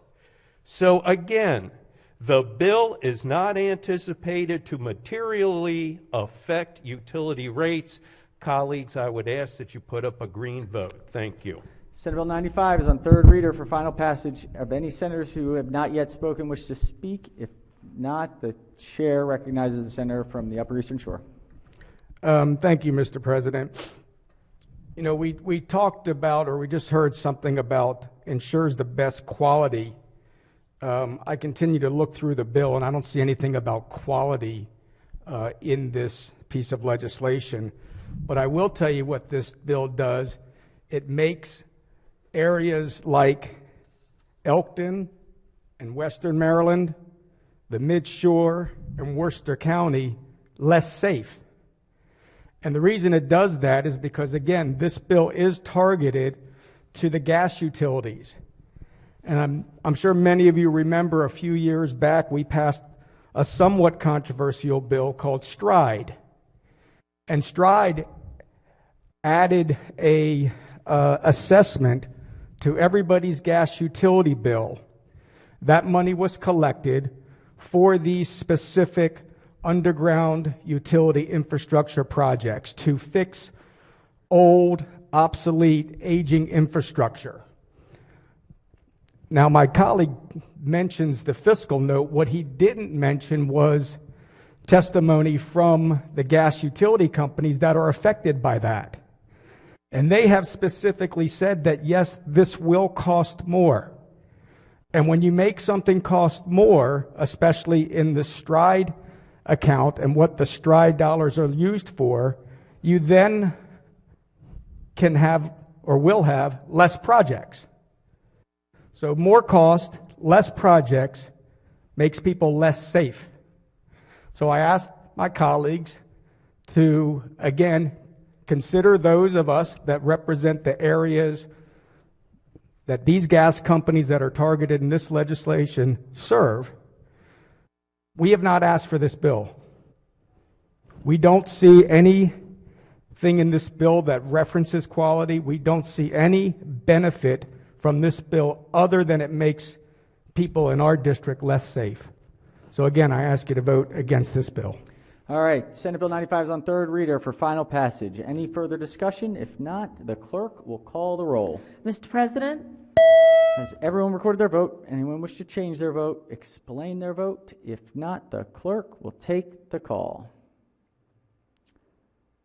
With 31 votes in the affirmative, Senate Bill 95, having received a constitutional majority, is declared passed. Clerk will read the next bill. Senate Bill 218, Senator King, Income Tax, Child Tax Credit, and Expansion of the Earned Income Credit. This is an emergency bill. Senate Bill 218 is on third reader for final passage. This is an emergency bill. Chair recognizes the minority whip. Thank you very much, Mr. President. I'd first like to start with how do we get to this amended bill on the floor. This is a follow-up to the Relief Act, which of course was a necessary act during the pandemic, which provided tax credits to small business owners, helped small business owners, and helped those who are very poor.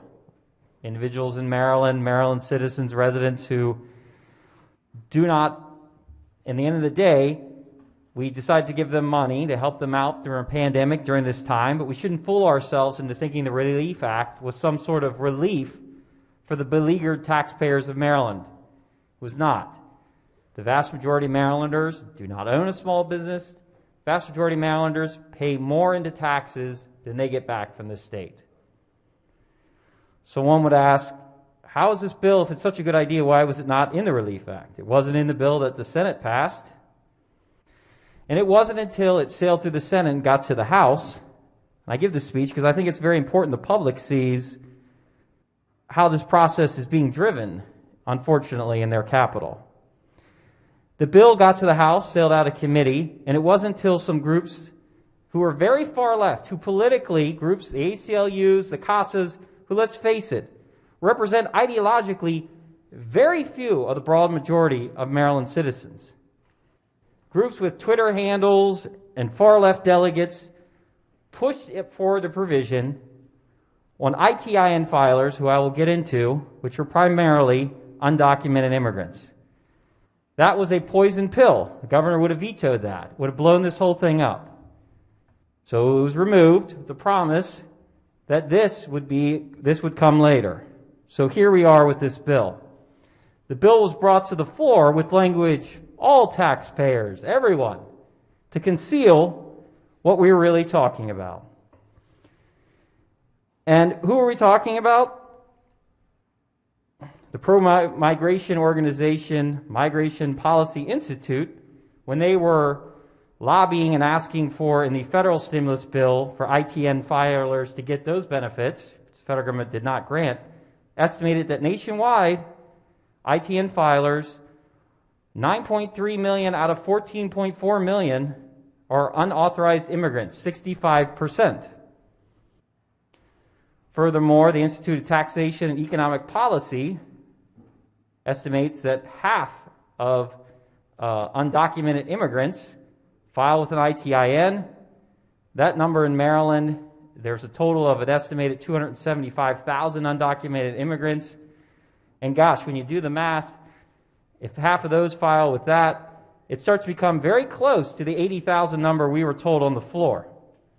Furthermore, the ITIN number has been used for years and years by those who have pushed for benefits for undocumented immigrants. In fact, Dan Rodericks, who I do not usually quote on the floor of the Senate to back my positions, wrote a column in the Baltimore Sun arguing in favor of the DREAM Act. He said from 2008 to 2010, about 20,000 ITIN workers a year reported taxable income in Maryland. And they paid about $11 million each year in state income taxes. Final figures for last year are incomplete, but the comptroller estimates about $12 million taxes, 2011 ITN wages. Here's the big part. I reported earlier, since ITNs were first made available in 1996, the vast majority have been snapped up by undocumented immigrants. So Franco's numbers give us an idea about the amount of taxes being paid by this workforce. So this number, and of course it was 20,000 then, and we've passed all these policies which have now put the number at 80,000. So I want to make it clear that when we talk about all taxpayers, we talk about everyone, this isn't all taxpayers. This is ITN filers who, by best estimate, the vast majority are undocumented immigrants. So for these groups with their Twitter handles and their feeds and these fringe groups, we have time and time again come in on the issue of undocumented immigrants and done special bills. We've done driver's license, we've done in-state tuition, we've done college scholarships, and now we're doing refundable tax credits for them. But getting back to the vast majority of lawful residents in this state, of every race, every creed, every ethnicity, the vast majority who pay more in taxes than they will ever get back. What has this General Assembly done and continue to do for them? Well, we raised the gas tax, raised the income tax, raised tobacco tax multiple times, we raised the alcohol tax. We created brand new taxes this year on their streaming services.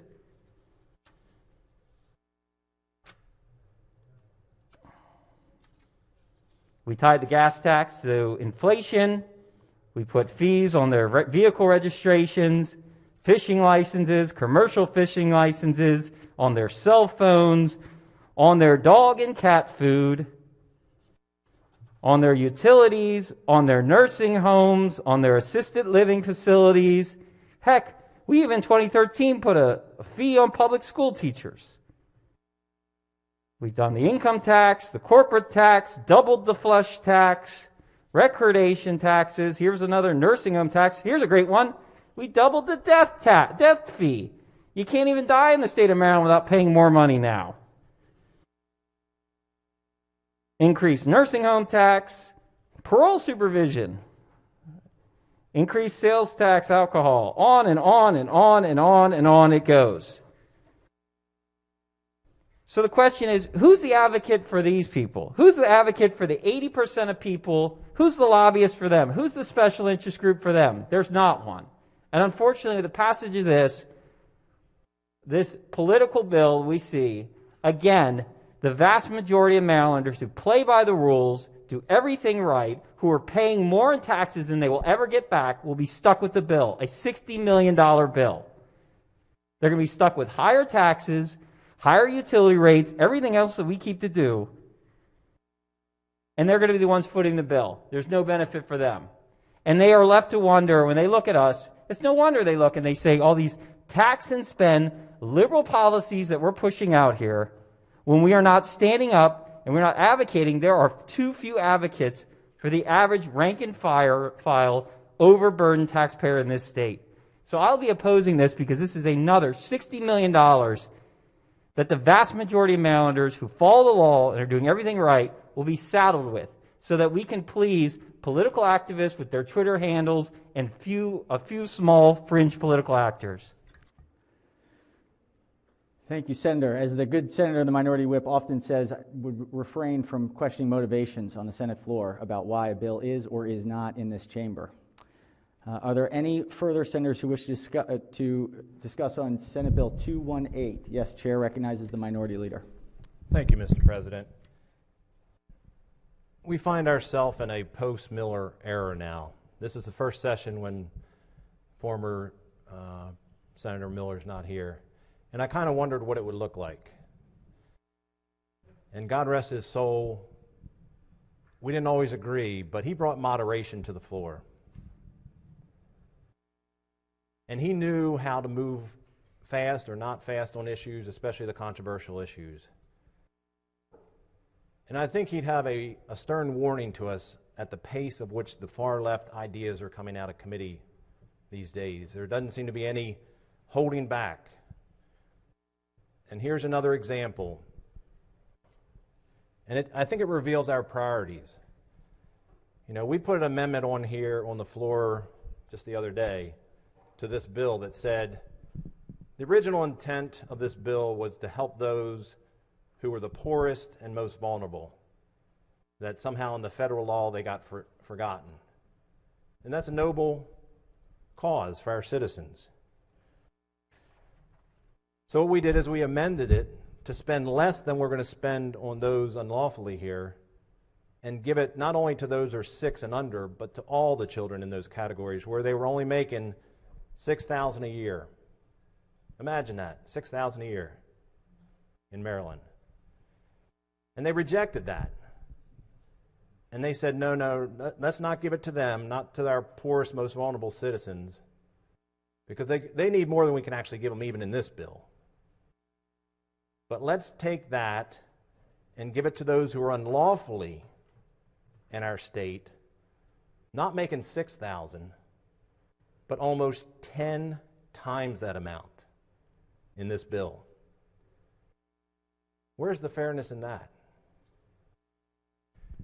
And you know, I heard in the previous discussions and I read in the newspaper, when we talked about this bill, it was, we have to humanize this. We have to have compassion. I even saw something about go hug a family member. And I reached back to Friday when we were debating the $250 million tax increase during a pandemic on citizens who are struggling to keep their business open, keeping their jobs. And I implored this body, where is your compassion? Why are you raising $250 million on Marylanders during a pandemic? Even when the proponents said we didn't even need the money for Kerwin for several years.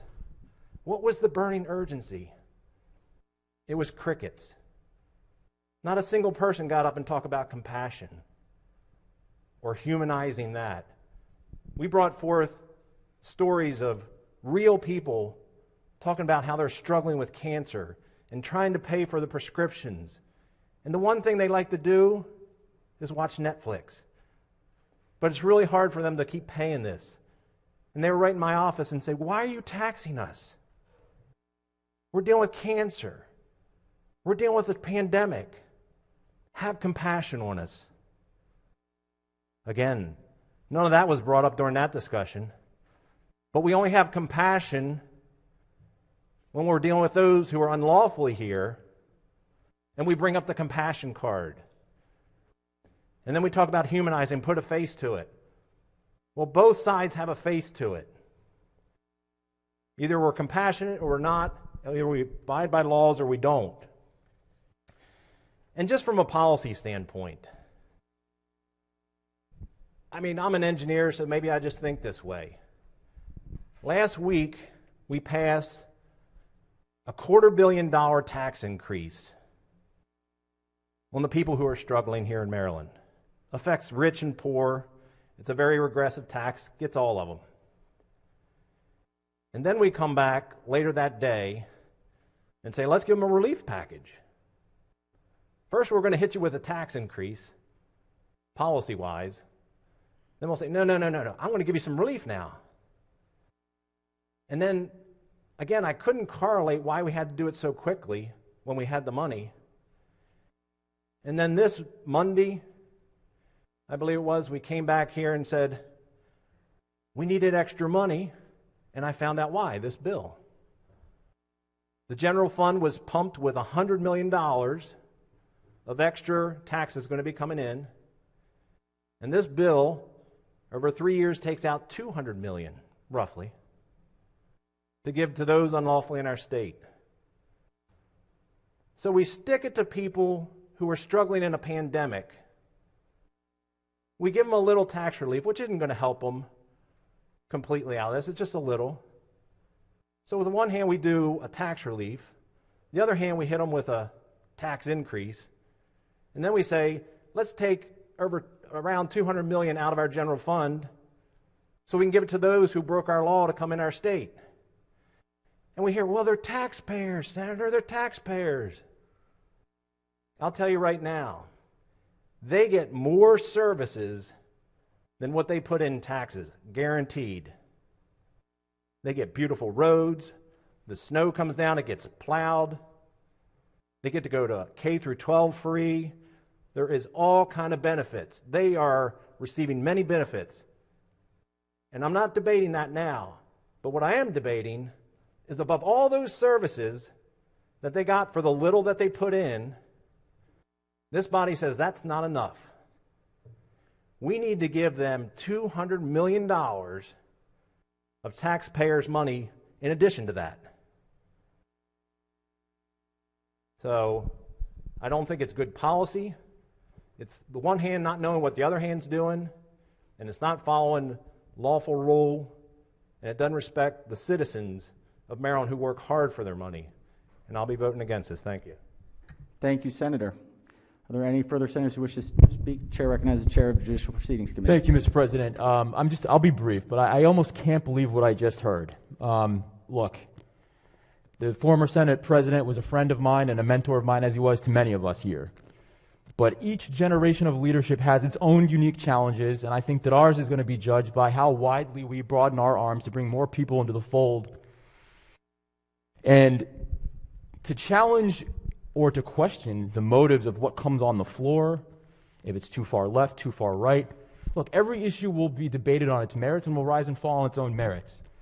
So for one, Mr. President, I support this debate. I want to have a debate on the merits of the issues, but never question whether a piece of legislation was brought here because we've modulated too far or tacked too far to the left or tacked too far to the right. I think that was wholly inappropriate, and I just wanted to put that on the record. I, for one, will be supporting this measure because of the people in my district who are taxpayers and who give money back and give their talent and their time and their energy back to my community, enrich our entire state.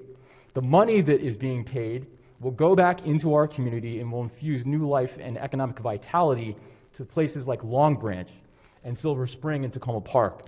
So I, for one, rise in support of this. And Mr. President, thank you for bringing it here. And I look forward to having a debate with our colleagues across the aisle on the merits. And I would never question why something comes out here. Thank you. Senator. Chair recognizes the Senator from District 5. Thank you, Mr. President. One of the most disappointing things about this bill today is that it comes very clearly after the groups that have been referenced on the floor earlier. Our body worked so well together on the Relief Act when we passed it over to the House of Delegates. I didn't like it necessarily or agree with every single thing that was in the Relief Act, but I thought there was a lot good. It was very targeted. And, you know, it's not questioning motives to say that when it got over to the House, there were some pretty fringe and radical groups that pushed for this payment to be, for payment like this to be in that Relief Act, which would have endangered the passage of the Relief Act. I'm glad that cooler heads prevailed there. But what's happened is now we're sitting here with not a $60 million payment. This is $180 million because this is going to last for 3 years. When we've talked about compassion, and we've talked about spreading our arms for people who we want to comfort and help, we don't get that, and we have not gotten that this session, for the people who may be struggling to keep their business open, to pay their mortgage because their taxes will be going up. This is a very serious public policy step we're taking. This is not a little thing. This is not access to emergency room or access to a school or access to a food bank. That's not what this is. We're talking about taking taxpayer money from a taxpayer base that is one of the most burdened in the country, and it's about to become more burdened. This is not Oklahoma here. We have one of the highest combined tax burdens in the country that we ask people to pay. And yes, we have some good things there's some good things we get in our state for our taxes, but it is a very difficult place for middle class, for people to live if they are middle class, lower middle class.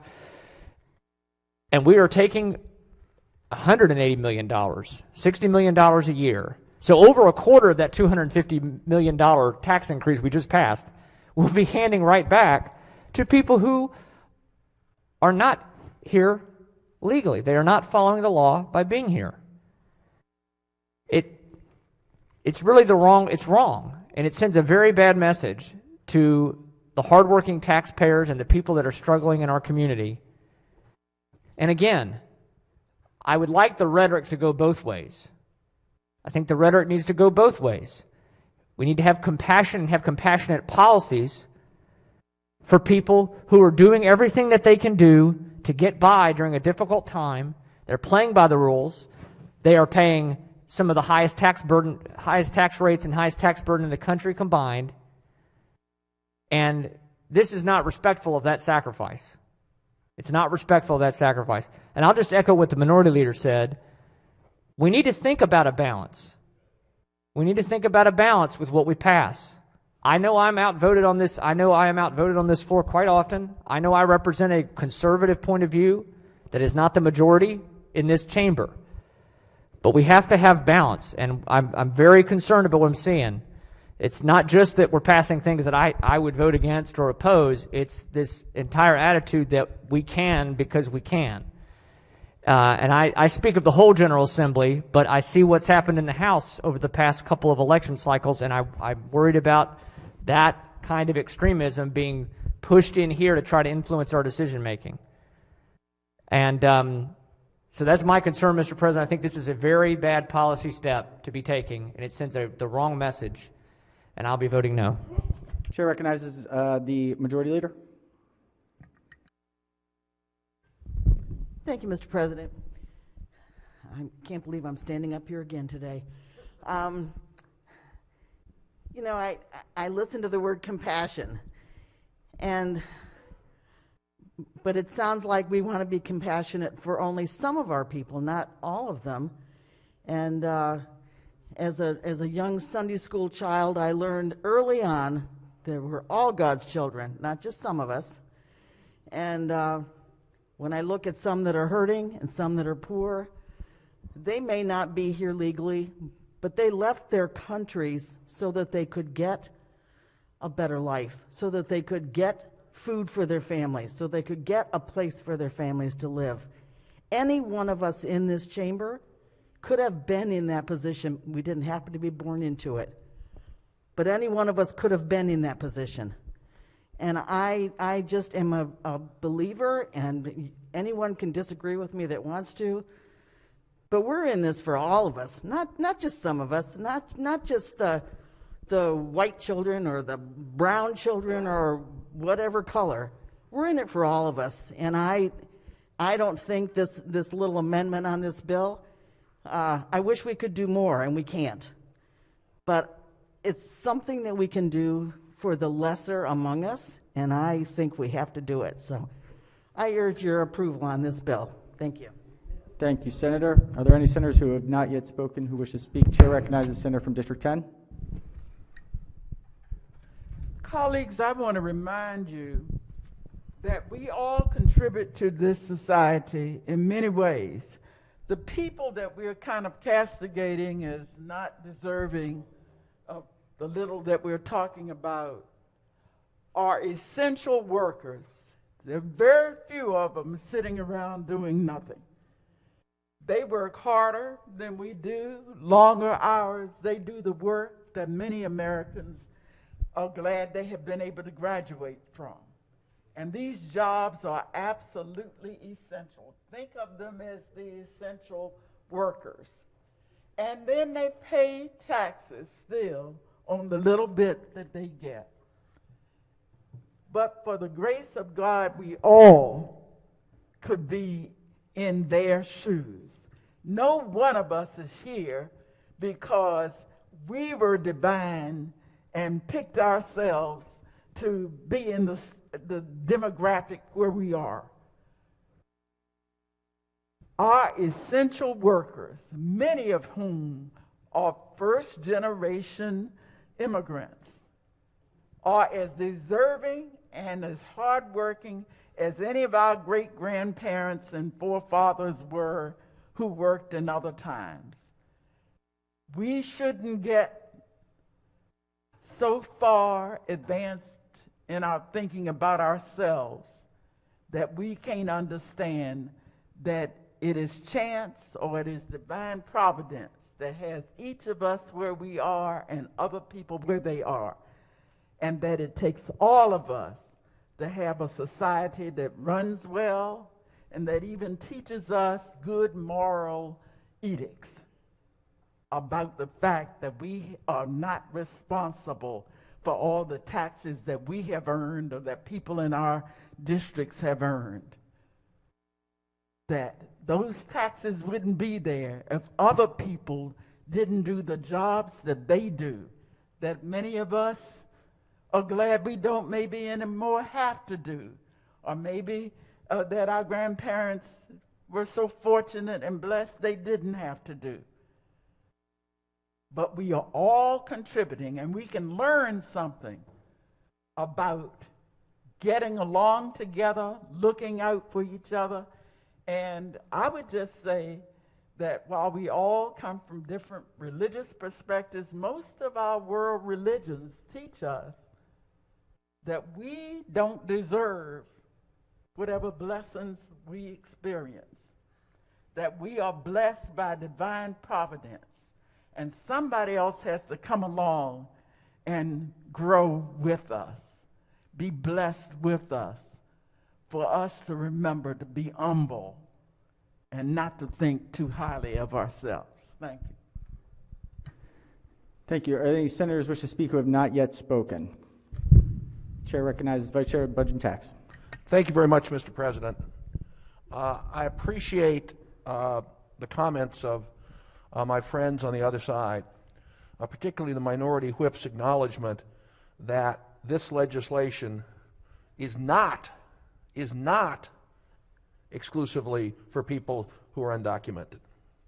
What it is, it's targeted on people who work for a living, who file their tax returns with an ITIN because they can't get a Social Security number.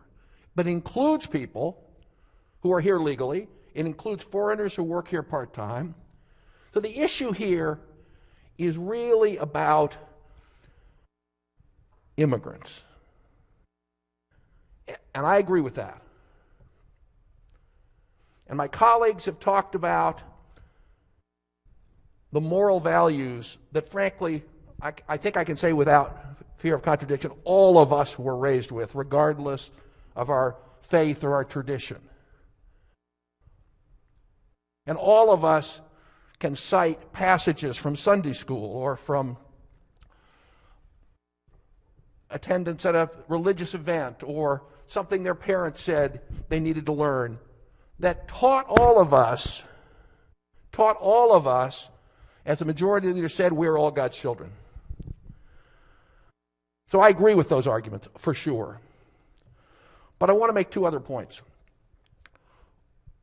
As we talked about on second reader, this is to make sure that all working people, low income and working class people, get help during the pandemic.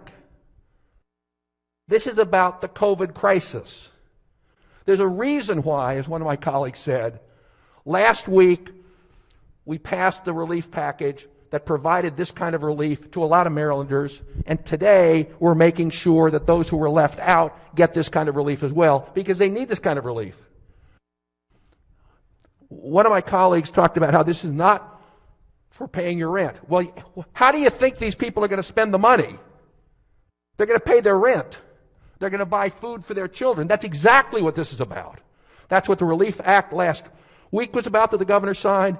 That's what this bill is about. It's helping people who are struggling in the pandemic pay their bills.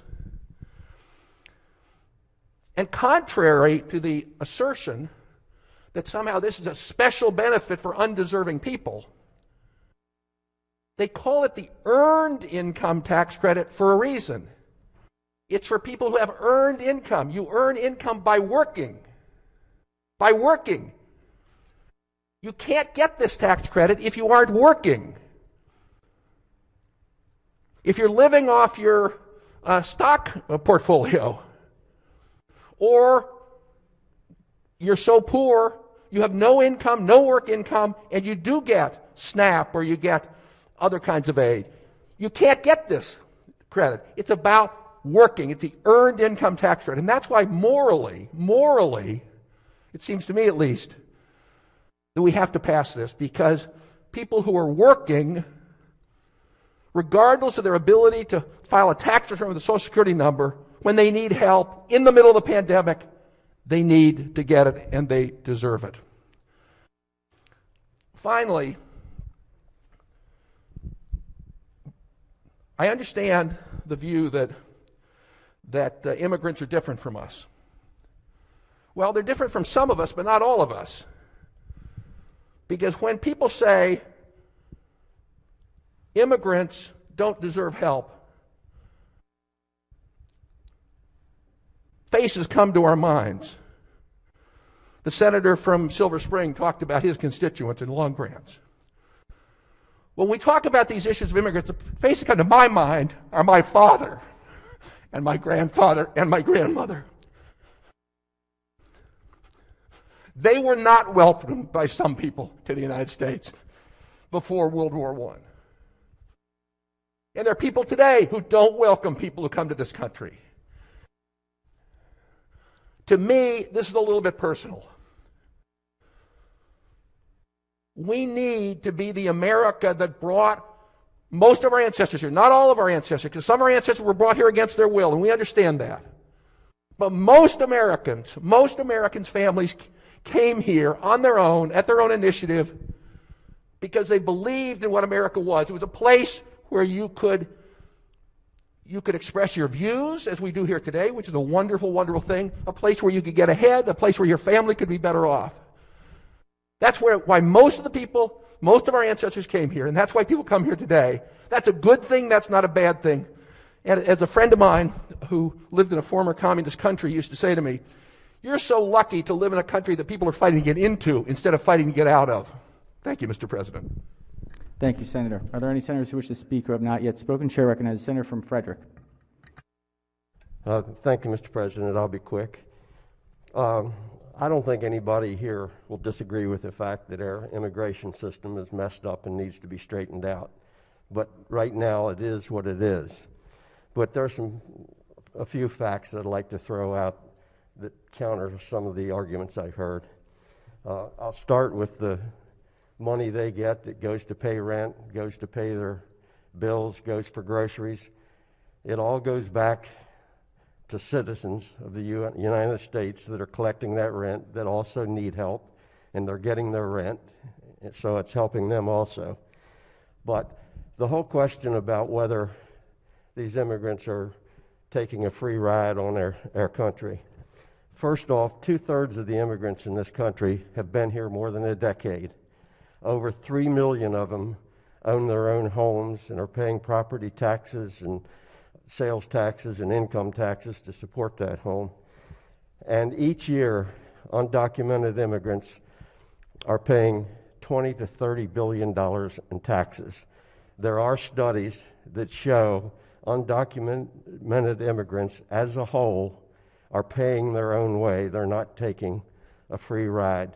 But some of them, just like some of us that have U.S. citizenship, need help during this time. And the help they get is going back into our economy, helping U.S. citizens, not just them. Everybody benefits from it, and I think it's just a matter of fairness. Thank you.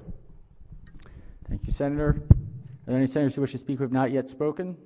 If not, the chair recognizes the Minority Leader. Thank you, Mr. President.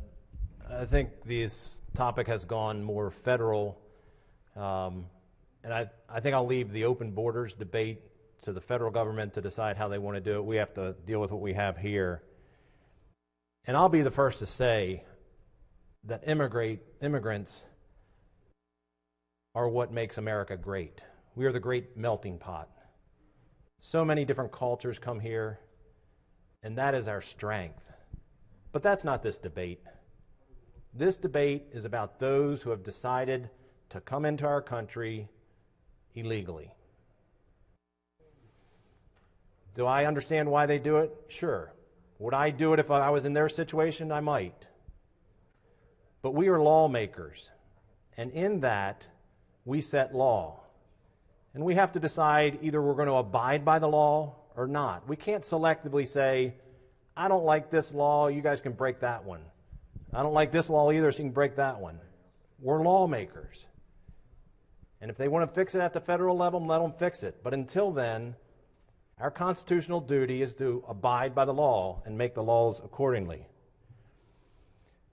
And I want to state up front, the senator from JPR, the chairman, that if I was judging your motive, I apologize for that. There was no judgment on motives. It was merely an observation of how this Senate has transitioned and how different things are coming to the floor now.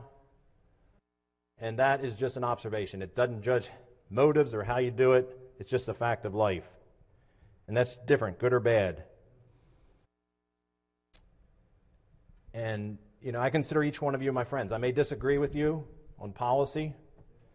I'll come out here and passionately fight for the issue. I never intend it to be personal. And if I do, call me on it. And I will apologize. Because I try to really just passionately fight on the policy before us. I think that's my duty to my constituents and to the state. And for that, I will not apologize. All right, question before the body is the final passage of SB 218. If there's no further discussion, the clerk will call the roll. Mr. President?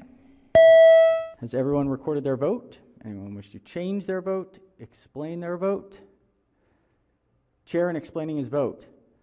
There's been a lot of discussions about how this bill came to the floor. I want to be very clear. It was not because something was held hostage. It was not because of outside groups.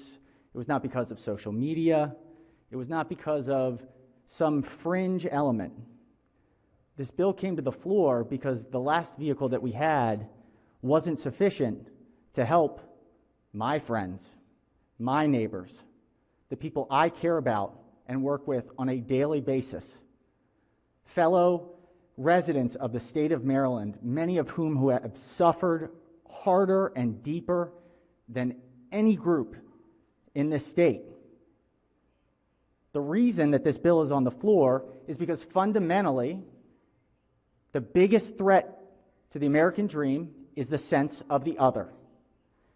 And when we believe that this is a country where every person has a God-given ability to maximize their potential, the threat of the other is the fundamental breakdown of that foundation. I'm voting for this bill. It is before this body. I am proudly supporting it because I believe in justice, I believe in fairness, and I believe in the American dream. The clerk will take the call. With 32 votes in the affirmative, Senate Bill 218 is declared passed. The clerk will read the next bill. Senate Bill 278, Senator Kagan, State Department of Education and Maryland Department of Health, Maryland School-Based Healthcare Center Standards, Telehealth. Senate Bill 278 is on third reader for final passage. Senators, this is an emergency bill. Any discussion? Chair recognizes the Minority Leader. Just a procedural call. I've got quite a bit of questions on this bill. I know we're running up late to this. I can proceed. There's no problem with that. I don't know if this is something, I know we're early in session, if we could put this to Monday. Chair recognizes the sponsor of the bill. Floor Leader. I am all about courtesy, but this bill has been here over and over and delayed multiple times. I'm looking to the President of the Senate. What's your wisdom? Senators, is there a long discussion? Should we start the conversation now and see if we can move forward today? Let's do, Senator, why don't we do this? Why don't we, we're coming in at 6:30 on Monday. Why don't we make it one of the... First item of business on Monday evening? If we make it the first order is unfinished. If we do that. Okay. Thank you, Mr. President. All right. Without objection, the bill will be special ordered to the appropriate time on Monday. All right. Let's go ahead and call it there, Senators. We've still got a bit left, some second readers, but we can catch up with it, catch up on Monday. Let's do committee announcements. Chair recognizes the Chair of the Finance Committee. The Finance Committee Chair hopes that the Finance Committee members will have a good weekend and that we'll come refreshed and ready to work hard on Monday, Mr. Thank you, Senator. Chair recognizes the Chair of Education, Health, and Environmental Affairs. Thank you, Mr. President. The Education, Health, and Environmental Affairs Committee will meet at 2:45 for a voting session. Chair recognizes the Chair of Budget and Taxation. Nothing from... All right, Chair recognizes the Chair of Judicial Proceedings. Thank you. Judicial Proceedings will meet today at 2:45 for a voting session. All right. Any further announcements, delegations, select committee? Yes, protocol. Chair recognizes the co-chair of the Protocol Committee. Thank you very much, ladies and gentlemen. It is Friday, so it is time to recognize our student pages. Hopefully you've had an opportunity this week to meet with the pages from your jurisdiction and to be impressed as I was by how thoughtful, how well prepared, and how interested these beautiful young people are, how they really want to make a difference, and how they really are watching how we vote and taking note on the various debates. So as I read their name, I'm going to start, and my co-chair across the hall, across the room will pick up. So please say thank you, and we'll see you later, the end of March, too.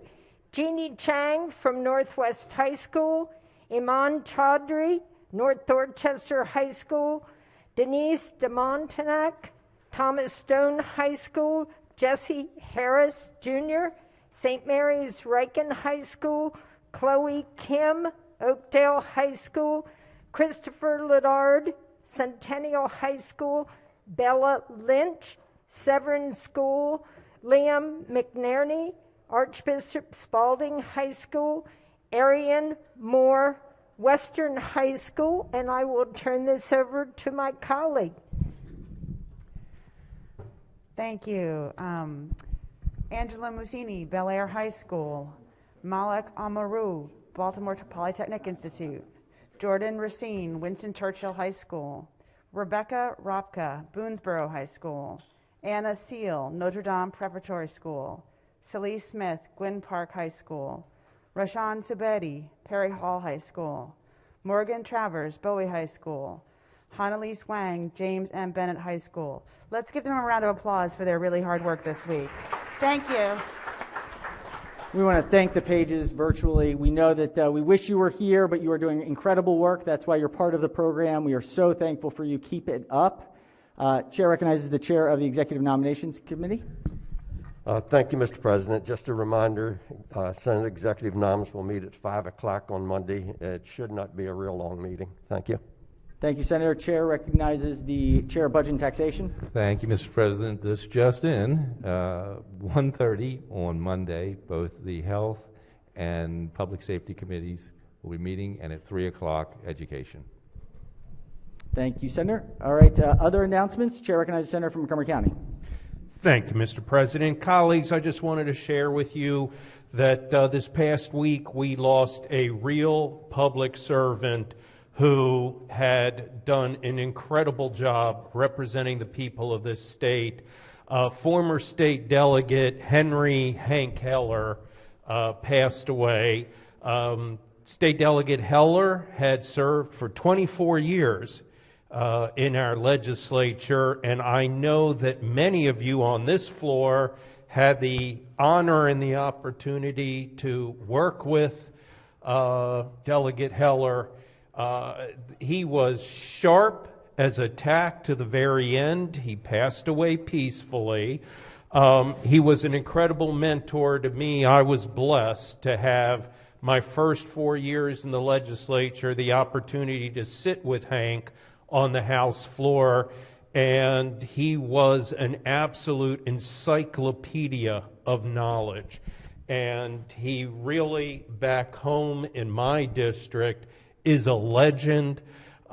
He's going to be sorely missed. His wife, Bonnie, is an absolute sweetheart. I always thanked her for sharing Delegate Heller with us, and he will be missed. And I ask, if we can, Mr. President, to adjourn in Delegate Hank Heller's memory. Thank you so much, Senator. Thank you so much for bringing Delegate Heller's unfortunate passing to our attention. I never had the chance to meet him, but I hear amazing things. Suspect the Vice Chair of Budget and Tax about Delegate Heller? Yes, sir. Senator, may proceed. Thank you very much, Mr. President. Really, I just wanted to say in response to the Senator's comments about Delegate Heller, he and I came to the House together and served together for quite a number of years on the Ways and Means Committee, and everything that the Senator said about Hank Heller was true, and I just want to say amen. Thank you, Senator. Thank you for that observation. All right, any further announcements before we... Oh, yes, Chair recognizes Chair of Budget and Tax. Wow, I really screwed this one up today. So in addition to what's happening on Monday, 2:30, all three operating subcommittees will be also meeting. Thank you. Thank you, Senator. All right, any further announcements? If not, quorum call before adjournment. Mr. President? Has everyone recorded their presence? If so, the clerk will take the call. With 47 members in the chamber and a quorum being present, the Senate of Maryland remains in session. Chair recognizes the Majority Leader. Thank you, Mr. President. I move that the Senate of Maryland stand adjourned until Monday, February 22nd at 6:30 p.m. in memory of Delegate Henry Hank Heller. Without objection, so ordered. Stay safe, everyone. Travel safe.